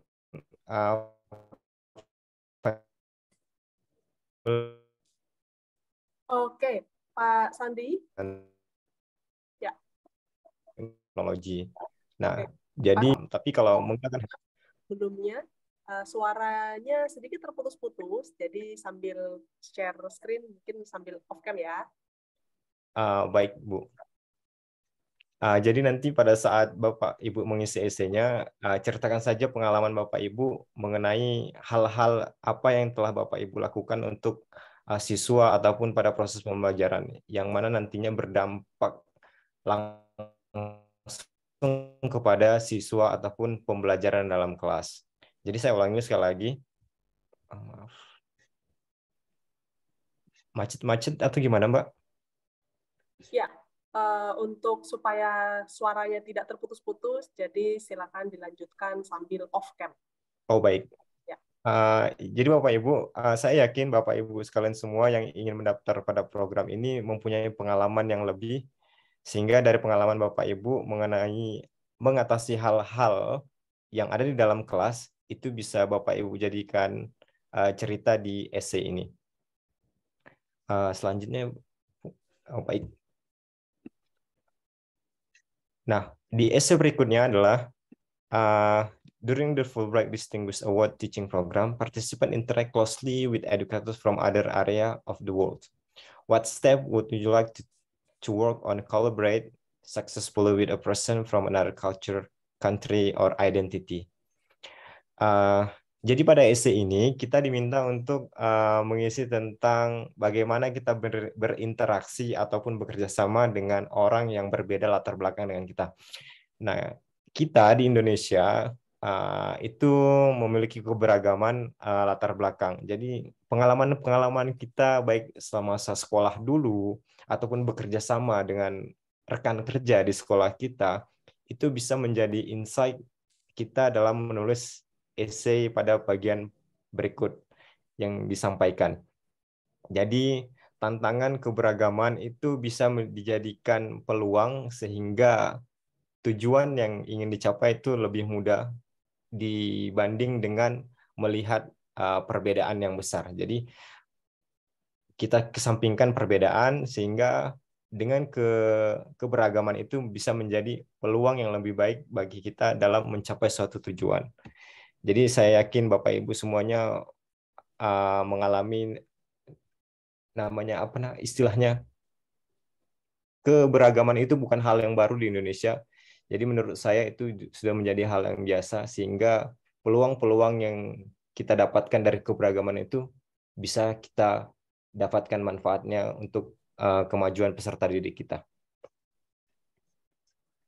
Berikutnya adalah tips untuk essay. Yang pertama adalah harus original. Jadi idenya itu harus dari Bapak Ibu sendiri. Kita nggak perlu lihat ide orang lain. Jadi pengalaman-pengalaman kita selama mengajar itu bisa kita tuangkan di penulisan essay ini. Yang berikutnya adalah SMART. Dengan metode SMART, Bapak Ibu essay-nya itu lebih terarah, spesifik, measurable, achievable, relevant, dan timely. Jadi bisa dibuat dengan metode SMART. Dan yang terakhir adalah proofread. Jangan lupa nanti ketika selesai penulisan essay, Bapak Ibu share ke teman-teman Bapak Ibu sebanyak-banyaknya, minta mereka untuk memberikan feedback dari tulisan-tulisan kita. Sehingga mungkin kita sebagai pembaca, karena essay kita anggap sudah benar, sehingga kesalahan kecil itu nggak nampak. Mungkin kalau teman-teman yang baca, sekecil apapun itu pasti nampak kesalahan. Itu kan kayak karakter manusia, kesalahan yang kecil itu bisa dilihat dibanding dengan kesalahan diri sendiri. Jadi manfaatkan teman-teman sekitar kita untuk review essay kita. Jadi mengenai tips essay itu saja dari saya, Mbak Mita. Saya kembalikan. Terima kasih banyak Pak Sandi untuk paparannya. Ya, rekan-rekan sekalian, sekarang kita memasuki sesi berikutnya, yaitu sesi tanya jawab, di mana tanya jawab kali ini akan berlangsung seputar dengan esai. Ya. Silakan kami berikan kesempatan untuk Anda raise hand untuk menyampaikan pertanyaan Anda secara langsung, sehingga sesi tanya jawab ini dapat berlangsung secara interaktif. Oke, terima kasih banyak kepada atas nama Sumi yang sudah raise hand. Silakan untuk sampaikan pertanyaan Anda. Baik, terima kasih atas waktunya. Maaf, suara saya masuk ya? Ya, maaf, ini nggak bisa open video karena sinyalnya. Pertanyaan saya tentang keberagaman. Agak sedikit confused ya buat keberagaman tadi. Maksudnya keberagaman di sini dalam sisi keberagaman dari siswanya secara inklusif atau dari sisi religion atau bagaimana? Tolong agak diperjelas lagi yang keberagaman. Terima kasih. Oke, baik. Terima kasih untuk pertanyaannya mengenai essay tentang keberagaman ya, yang barusan disampaikan oleh Bapak Sandi. Silakan Pak Sandi. Baik Ibu, mengenai keberagaman di situ yang mau saya note adalah mengenai latar belakang apapun.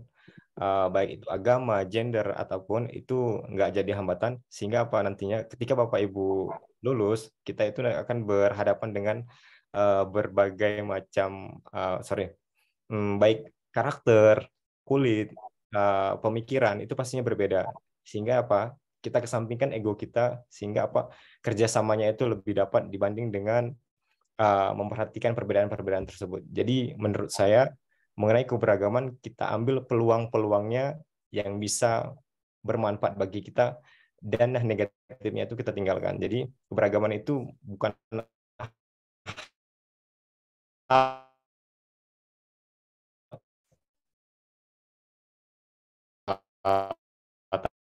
tantangan.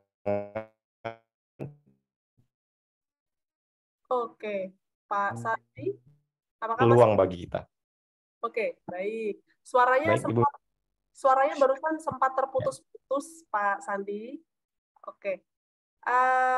Nah, di dalam esai tentang keberagaman tersebut ada satu baris, yaitu mengenai berikan contoh pada waktu tertentu di mana Anda telah mendemonstrasikan atau menunjukkan fleksibilitas dalam berinteraksi dengan seseorang yang berbeda dengan Anda. Nah, bisakah diceritakan pada bagian esai tersebut apa yang Pak Sandi tuliskan? Baik, mengenai esai tersebut adalah pengalaman saya ketika mengikuti kelas di Pare. Jadi di Pare itu kita mempunyai teman dari beragam daerah. Jadi tadi saya sampai katakan Indonesia itu memiliki bermacam-macam agama, budaya, sehingga itu menjadi peluang bagi kita untuk dapat meningkatkan kerjasama untuk mendapat peluang yang lebih baik dibanding kita membesarkan perbedaan tersebut. Jadi peluang perbedaan itu bisa kita gapai. Contohnya tadi seperti itu. Misalnya kayak kerja kelompok bersama teman, jika itu kan berbeda-beda, baik karakter dan segala macamnya. Oke, baik.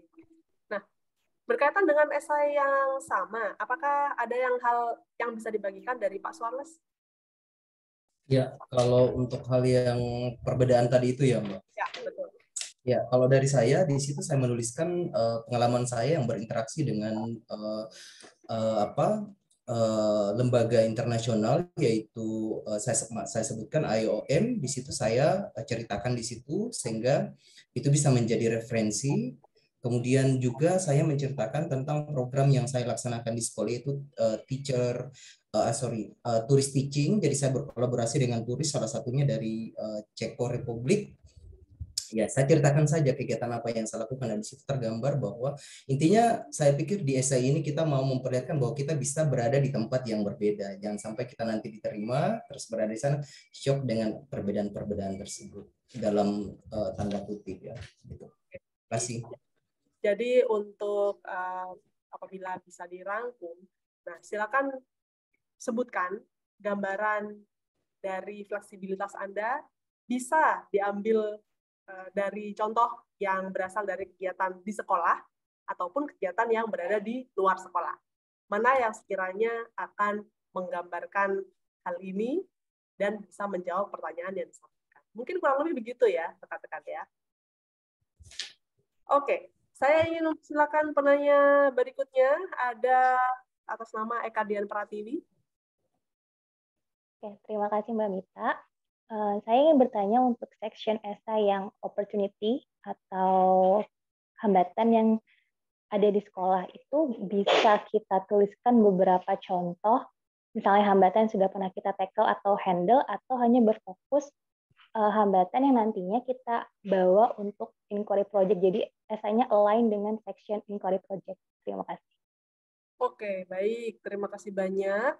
Boleh dimulai dari Pak Sandi? Berkaitan dengan Baik, jadi pengalaman saya waktu ketika menuliskan essay di part tersebut mengenai tantangan dan peluang, itu saya pisahkan dengan inquiry project saya. Jadi saya ceritakan di situ tantangan dan keberhasilan yang telah saya lakukan. Jadi saya pisah, Ibu, nggak saya satukan. Jadi tantangannya yang sudah berhasil itu saya ceritakan. Itu ada beberapa kegiatan yang saya ceritakan. Salah satunya tadi itu mengenai siswa. Oke, baik. Apakah ada tambahan pengalaman dari Pak Suarles? Ya, hampir sama ya dengan Bang Sandi, bahwa saya menceritakan apa yang terjadi di sekolah saya, di mana anak-anak kesulitan dari sosial ekonomi, kemudian bagaimana cara saya menyelesaikan tersebut, dengan cara seperti apa, itu saya ceritakan di situ. Oke, baik. Jadi memang perlu ditekankan kembali bahwa guru yang berada di daerah yang berbeda akan mengalami atau menghadapi tantangan dan hambatan yang berbeda, gitu ya.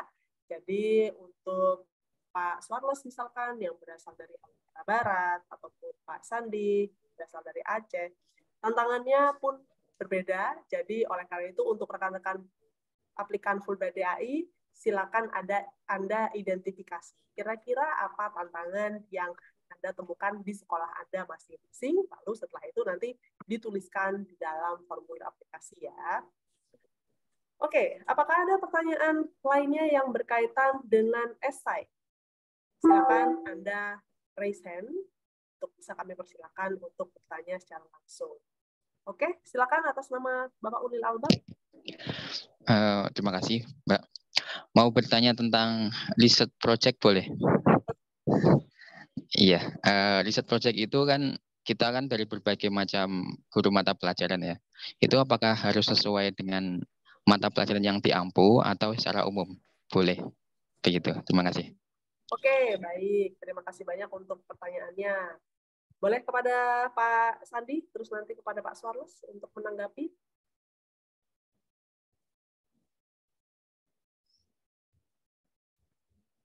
Oke. Pak Sandi kayaknya ada sedikit kendala koneksi kah? Sudah. Oke, sekarang sudah baik ya. Oke. Mengenai research project, apa yang bisa dibagikan? Baik, Bapak. Terima kasih atas pertanyaannya mengenai research project atau inquiry project. Jadi saya ambil itu mengenai pengalaman saya adalah masalah, dari masalah tersebut. Dari masalah dulu, baru nanti bisa kita kembangin. Misalnya Bapak selama mengajar, apa sih masalah terbesar yang siswa Bapak hadapi di sekolah, misalnya selama Bapak mengajar, kenapa siswa saya mengalami kesulitan menangkap pembelajaran saya. Jadi kita bangun dari masalah yang ada di kelas kita. Jadi dari ketika masalahnya sudah ketemu, baru kita kembangin menjadi ide tulisan kita, sehingga itu nanti bisa kita kembangin di program Fulbright BI ini sebagai jawaban dari masalah yang kita buat di sekolah tersebut. Jadi saya ngambilnya dari problem yang ada di kelas saya, sehingga itu bisa menjadi catatan-catatan untuk esai kita. Oke, baik. Terima kasih banyak. Nah, apakah ada tambahan dari Pak Charles? Ya, baik Mbak Mita, untuk Bang Ulil ya, untuk Pak Ulil, untuk inquiry project itu sebisa mungkin dari bidang yang Anda geluti atau pelajarannya apa. Seperti saya, karena di bahasa Inggris jadi masalah pengajaran bahasa Inggris, tetapi tidak semata-mata pada bidang yang kita bawakan atau yang kita ajar. Kita juga bisa misalnya ambil motivasi. Teman saya yang sama di IUP itu dia ambil bagaimana cara memotivasi anak supaya dia bisa belajar di sekolah dengan baik. Nanti kita kaitkan dengan pembelajaran kita di situ. Jadi memang tidak semata-mata mata pelajaran doang, tapi bisa dari hal lain yang intinya bisa kita implementasikan sekembalinya dari kegiatan tersebut. Terima kasih. Oke, baik. Terima kasih banyak untuk tanggapannya. Kami ingin mempersilakan untuk rekan-rekan lainnya yang ingin bertanya seputar tips untuk menuliskan esai ataupun tentang pengalaman di Amerika Serikat. Silakan.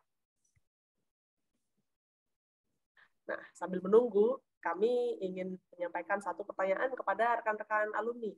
Nah, bolehkah diceritakan pada pengalaman memilih mata kuliah di universitas masing-masing, mengapa Anda pertimbangkan untuk memilih mata kuliah? Oke. Ya, silakan. Pak Sandi terlebih dahulu. Baik, mengenai pilihan mata kuliah yang saya pilih pada saat saya berada di Arizona State University. Jadi ketika kita tiba pertama kali pada saat itu, seminggu pertama kita sudah diberikan mata kuliah pilihan-pilihan yang mana paling kita sesuaikan dengan bidang yang mau kita ambil. Jadi pada saat itu saya ngambil mata kuliah pilihannya yaitu yang online karena saya ingin melihat bagaimana sih teknis dari sistem pembelajaran online yang berada di Arizona State University. Nah, jadi pada saat mengikuti kelas tersebut, saya sudah melihat urutan-urutan tiap pertemuannya itu, mulai dari kuisnya, materinya, bahan diskusinya, itu sudah lengkap semuanya ada di situ. Jadi kita tinggal mengerjakan tugas dan berinteraksi dengan teman-teman semua di situ. Dibanding dengan in-person atau kelas tatap muka langsung, ternyata kelas online itu lebih banyak tugasnya dibanding dengan kelas tatap muka. Jadi teknisnya pada saat itu adalah program koordinatornya di minggu pertama kita tiba, mereka memberikan pilihan elective course-nya kepada kita sehingga kita bisa menentukan kelas mana yang mau kita ambil, baik secara tatap muka ataupun online. Itu, Mbak. Oke, baik. Terima kasih banyak, Pak Sandi. Silakan, Pak Charles. Ya. Kalau dari saya, ada beberapa hal yang menjadi pertimbangan saya dalam memilih mata kuliah yang ditawarkan. Memang ada berbagai mata kuliah, baik dari kelas magister maupun dari kelas doktoral, itu bebas kita pilih, itu ada kodenya di situ. Kemudian kita perlu juga diskusikan dengan teman-teman, juga kemudian dengan dosen-dosen yang ada di sana, kira-kira seperti apa memilih mata kuliah yang disediakan itu. Dan akhirnya saya ditanya beberapa hal, misalnya inquiry project kamu apa, karena kenapa kamu milih mata kuliah tersebut, nanti kamu dapatnya seperti apa dan untuk dibawa balik ke Indonesia. Jadi setelah itu kemudian saya disitu, oh iya, mata kuliah ini cocok dengan inquiry project saya, kemudian mata kuliah ini cocok dengan bidang saya. Jadi ilmunya bisa applicable ke inquiry project dan juga bisa applicable ketika kita kembali ke Indonesia untuk dipakai di sekolah kita, seperti itu. Terima kasih banyak untuk tanggapannya. Berikutnya kami ingin mempersilakan atas nama Ibu Sumi untuk menyampaikan pertanyaannya. Baik, ini boleh nanya pengalaman di Amerika ya, Mbak? Boleh. Tak ya, iya. Sama Pak Sandi. Tadi kayaknya waktu di paparan Bapak ada cerita mengenai penggunaan handphone di Amerika ya. Saya tertarik sekali karena saya salah seorang guru yang berusaha menggunakan handphone di sekolah, cuman masih agak implementasinya. Minta tolong dong Pak Sandi gimana baiknya. Makasih. Baik Ibu Sumi, terima kasih. Jadi mengenai manajemen penggunaan device ataupun gadget di dalam kelas itu kembali lagi ke gurunya. Jadi pada saat saya di sana, itu ada satu kelas yang saya lihat manajemen kelasnya penggunaan HP-nya cukup bagus, yaitu ketika gurunya mulai melakukan proses pembelajaran, jadi dia belum mengizinkan siswanya menggunakan HP. Jadi nanti ada saat-saatnya mereka menggunakan HP pada saat proses pembelajaran. Jadi ketika gurunya menerangkan, handphonenya itu digantung dulu di rak yang tadi saya tampilkan di foto, sehingga gurunya itu lebih fokus atau siswanya lebih fokus terhadap pemaparan dari si guru. Nah, nanti ketika selesai proses penjelasan si guru, siswa diizinkan kembali menggunakan handphone karena apa? Mereka bekerjanya menggunakan handphone. Jadi kelasnya itu memang menggunakan teknologi. Jadi pada saat ada dia aturan-aturannya sehingga siswa itu pada saat diizinkan dan pada saat tidak diizinkan. Jadi kembali ke gurunya bagaimana menghandle proses di kelas tersebut. Jadi bisa Ibu terapkan nanti atau Bapak Ibu guru semuanya terapkan di kelas bagaimana kita menghandle siswa kita supaya terarah dalam proses penerapan teknologinya. Oke, dan tadi juga Pak Sandi ya sempat mengimplementasikan bersama muridnya ya. Iya, Bu. Nah, itu bagaimana itu Pak ceritanya? Jadi kan kalau kita memang nggak bisa menghindari ya kalau siswa-siswa sekarang itu hobinya game. Jadi penggunaan game itu nggak bisa lepas dari siswa-siswa sekarang. Makanya saya berusaha untuk mengaitkan pembelajaran saya dengan penerapan handphone. Tetap kontrol ada di kita. Tetap kontrolnya ada di kita sehingga kita melakukan pendekatan seperti melakukan edutainment namanya sih, edutainment, proses pembelajaran menggunakan teknologi tapi yang menyenangkan. Tidak hanya materi, teman ada game-game pembelajarannya. Edutainment ya, jadi edukatif namun juga entertaining. Ya. Nah, bisakah diceritakan pengalaman ketika berada di kampus di Amerika Serikat, di sana rekan-rekan dari program Fulbright DAI ini, Anda bertemu dengan rekan-rekan Fulbright DAI dari negara mana saja? Boleh dari Pak Suarles itu nanti kepada Pak Sandi. Ya, kalau dari tempat saya di IUP itu ada 14 negara yang jadi peserta. Itu saya harus sebutkan ya dari negaranya. Dari Asia misalnya dari yang terdekat dari Singapura, kemudian ada Filipina, kemudian ada India, kemudian ada Israel, kemudian ada New Zealand, kemudian ada dari Uganda, Botswana, Senegal, kemudian dari Brasil, ya. Dari mana lagi? Ada 14 negara yang tergabung di program tersebut. Baik. Kalau di kampusnya Pak Sandi?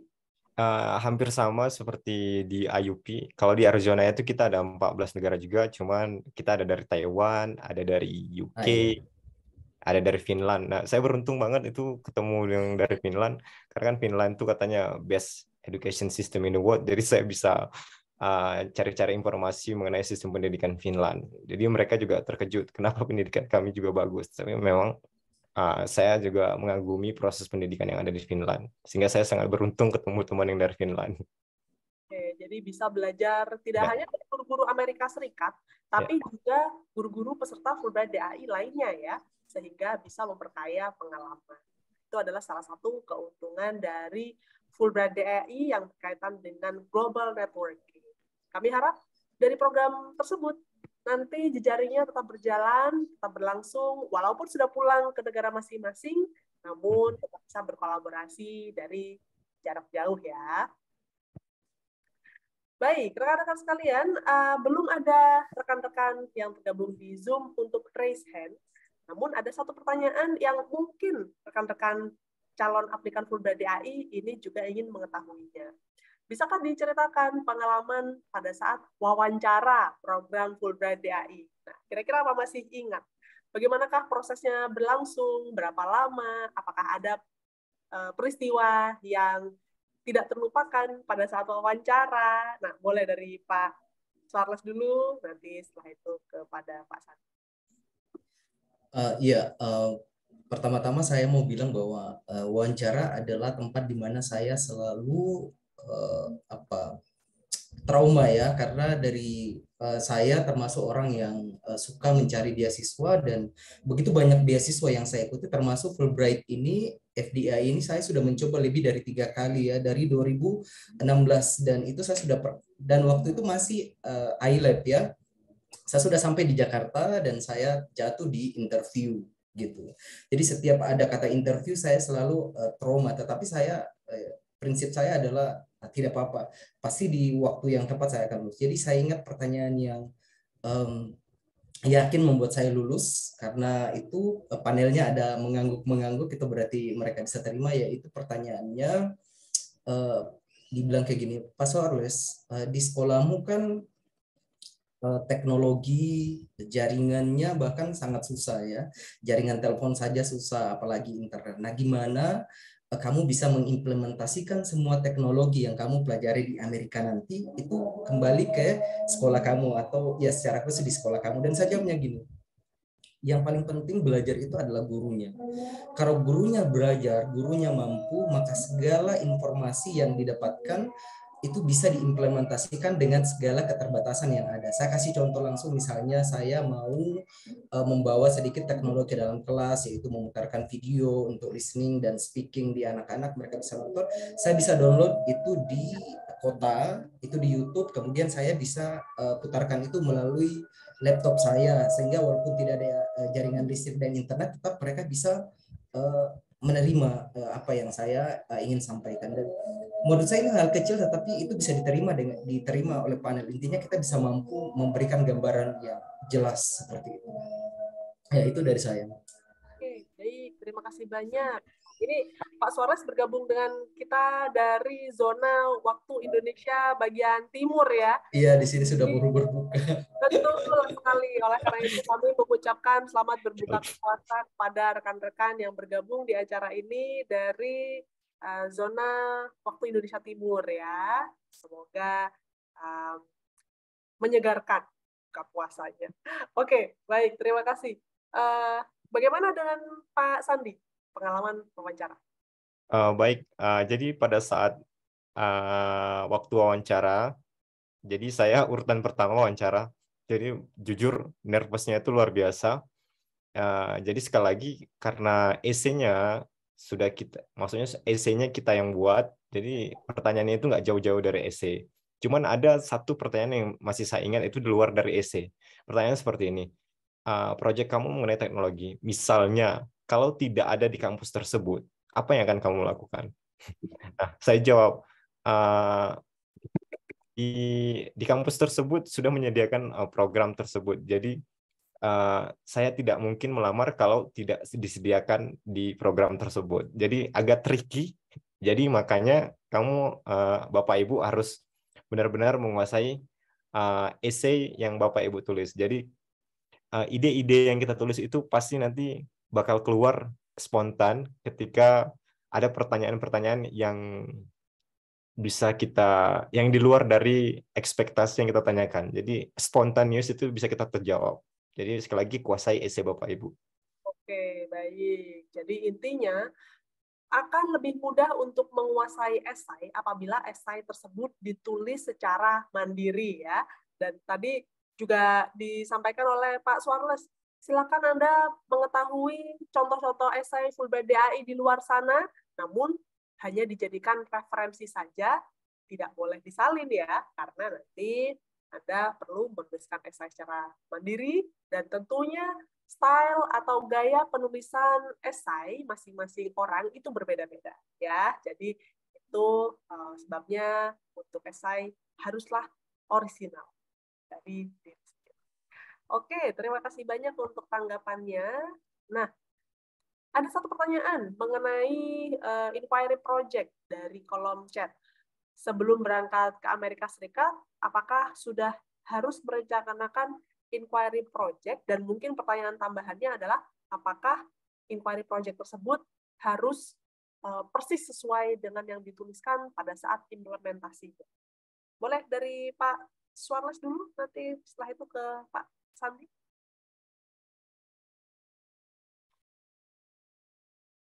Oke, Bapak masih mute? Mute. Oke.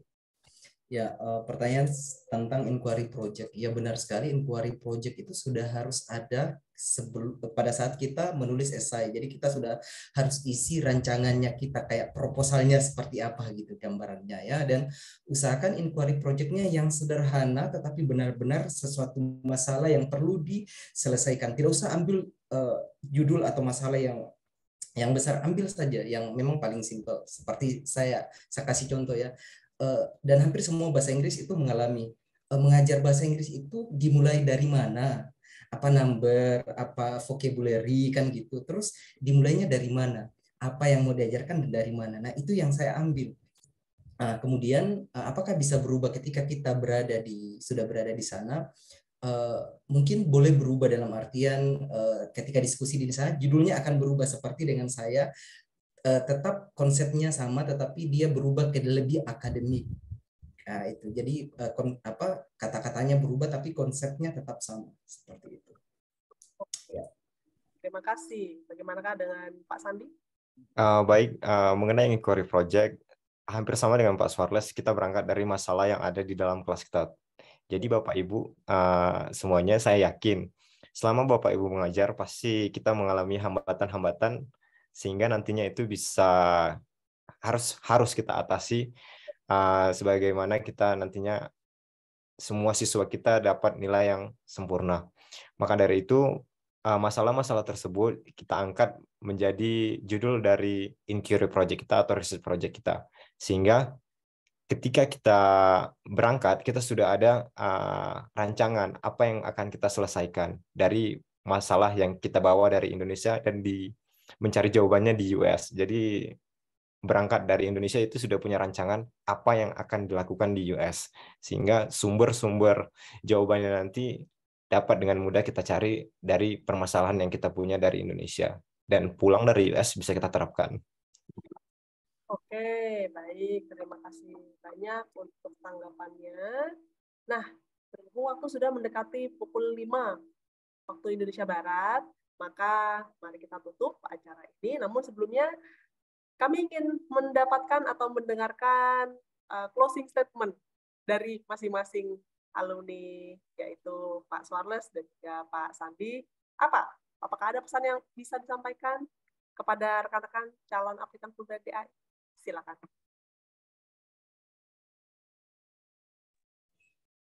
Suarles. Oh, dari saya pertama. Ya, silakan. Ya, dari saya, dalam mengejar mimpi, gagal dan ragu adalah hal yang biasa. Teruslah melangkah, pasti mimpimu akan tercapai. Baik.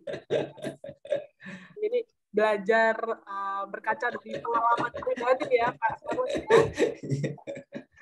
Pelamar Fulbright DAI yang ketiga, barulah jadi peserta. Benar sekali. Oke, baik. Jadi maju terus, pantang mundur ya. Pantang mundur, maju saja. Gagal tetap maju. Coba lagi, coba lagi. Oke, baik. Terima kasih banyak. Bagaimanakah dengan Pak Sandi? Baik. Terakhir dari saya, sebagai seorang guru, kita dituntut untuk tetap meningkatkan kemampuan dan profesionalitas kita di bidang pendidikan. Maka dari itu, Fulbright DAI menjadi sarana yang tepat untuk meningkatkan profesional Anda sebagai seorang guru. Silakan daftar segera. Oke, Terima kasih. Terima kasih banyak. Silakan daftar segera, karena tenggat waktu pendaftaran program Fulbright DAI ini adalah di tanggal 15 April 2023. Jadi ada waktu kurang lebih 3 minggu dari sekarang, dan waktu tetap cepat berlalu ya saat ini. Oleh karena itu, silakan luangkan waktu mulai nanti malam atau mungkin mulai besok untuk bisa mulai mengisi formulir. Baik, rekan-rekan sekalian, sebelum kita secara resmi menutup acara ini, kami ingin mengundang Anda untuk berpartisipasi di dalam virtual group foto atau grup foto virtual. Silakan Anda hidupkan kamera Anda apabila berkenan berpartisipasi dalam acara grup foto ini. Kami akan tunggu Anda sekitar 10 sampai 15 detik dari sekarang sebelum kami memulai hitungan mundur. Oke, kami lihat beberapa kamera sudah mulai terbuka. Terima kasih banyak untuk partisipasinya. Kami harap ini juga menjadi doa ya, bahwa rekan-rekan menjadi penerima beasiswa Fulbright DAI dari Indonesia berikutnya. Oke, baik. Saya akan mulai hitungan mundurnya dan kami akan tangkap layar yang kameranya terbuka saja. Oke, sudah siap ya semuanya? 3, 2, 1. Oke, terima kasih banyak untuk partisipasinya. Layar yang terbuka kameranya ada 1 layar, jadi cukup 1 kali saja ya untuk virtual group fotonya. Nah, rekan-rekan sekalian, terima kasih banyak sudah berpartisipasi di acara sesi informasi Fulbright DAI pada sore hari ini. Tentunya kami mengucapkan terima kasih banyak kepada para alumni kami, ada Bapak Suarles Yusuf Andi dari Halmahera Barat, dan juga ada Bapak Ahmad Arisandi dari Bener Meriah Aceh. Kami harap highlight pengalaman serta tips menulis esai yang kedua alumni sampaikan bisa membantu Anda menjadi penerima beasiswa Fulbright DAI asal Indonesia berikutnya. Nah, nanti Anda akan mendapati tautan survei pasca acara secara otomatis begitu kami menyelesaikan survei ini. Mohon bantuan Anda untuk mengisi survei pasca acara tersebut, karena tentunya masukan dari Anda sangatlah berarti bagi kami. Dan untuk rekan-rekan, apabila Anda bergabung bersama kami melalui siaran di Facebook page, tautan survei pasca acara bisa ditemukan di kolom komentar siaran langsung acara yang Anda saksikan ini. Akhir kata, selamat berakhir pekan kepada Anda semuanya, dan selamat berbuka puasa atau menanti buka puasa bagi rekan-rekan yang hari ini menjalankan ibadah puasa. Kami mengucapkan terima kasih, sampai jumpa di lain kesempatan. Simak terus laman dan juga kanal media sosial Antef untuk informasi acara dari kami berikutnya. Selamat sore, sampai jumpa semuanya. Terima kasih, sampai jumpa lagi. Terima kasih, sama-sama.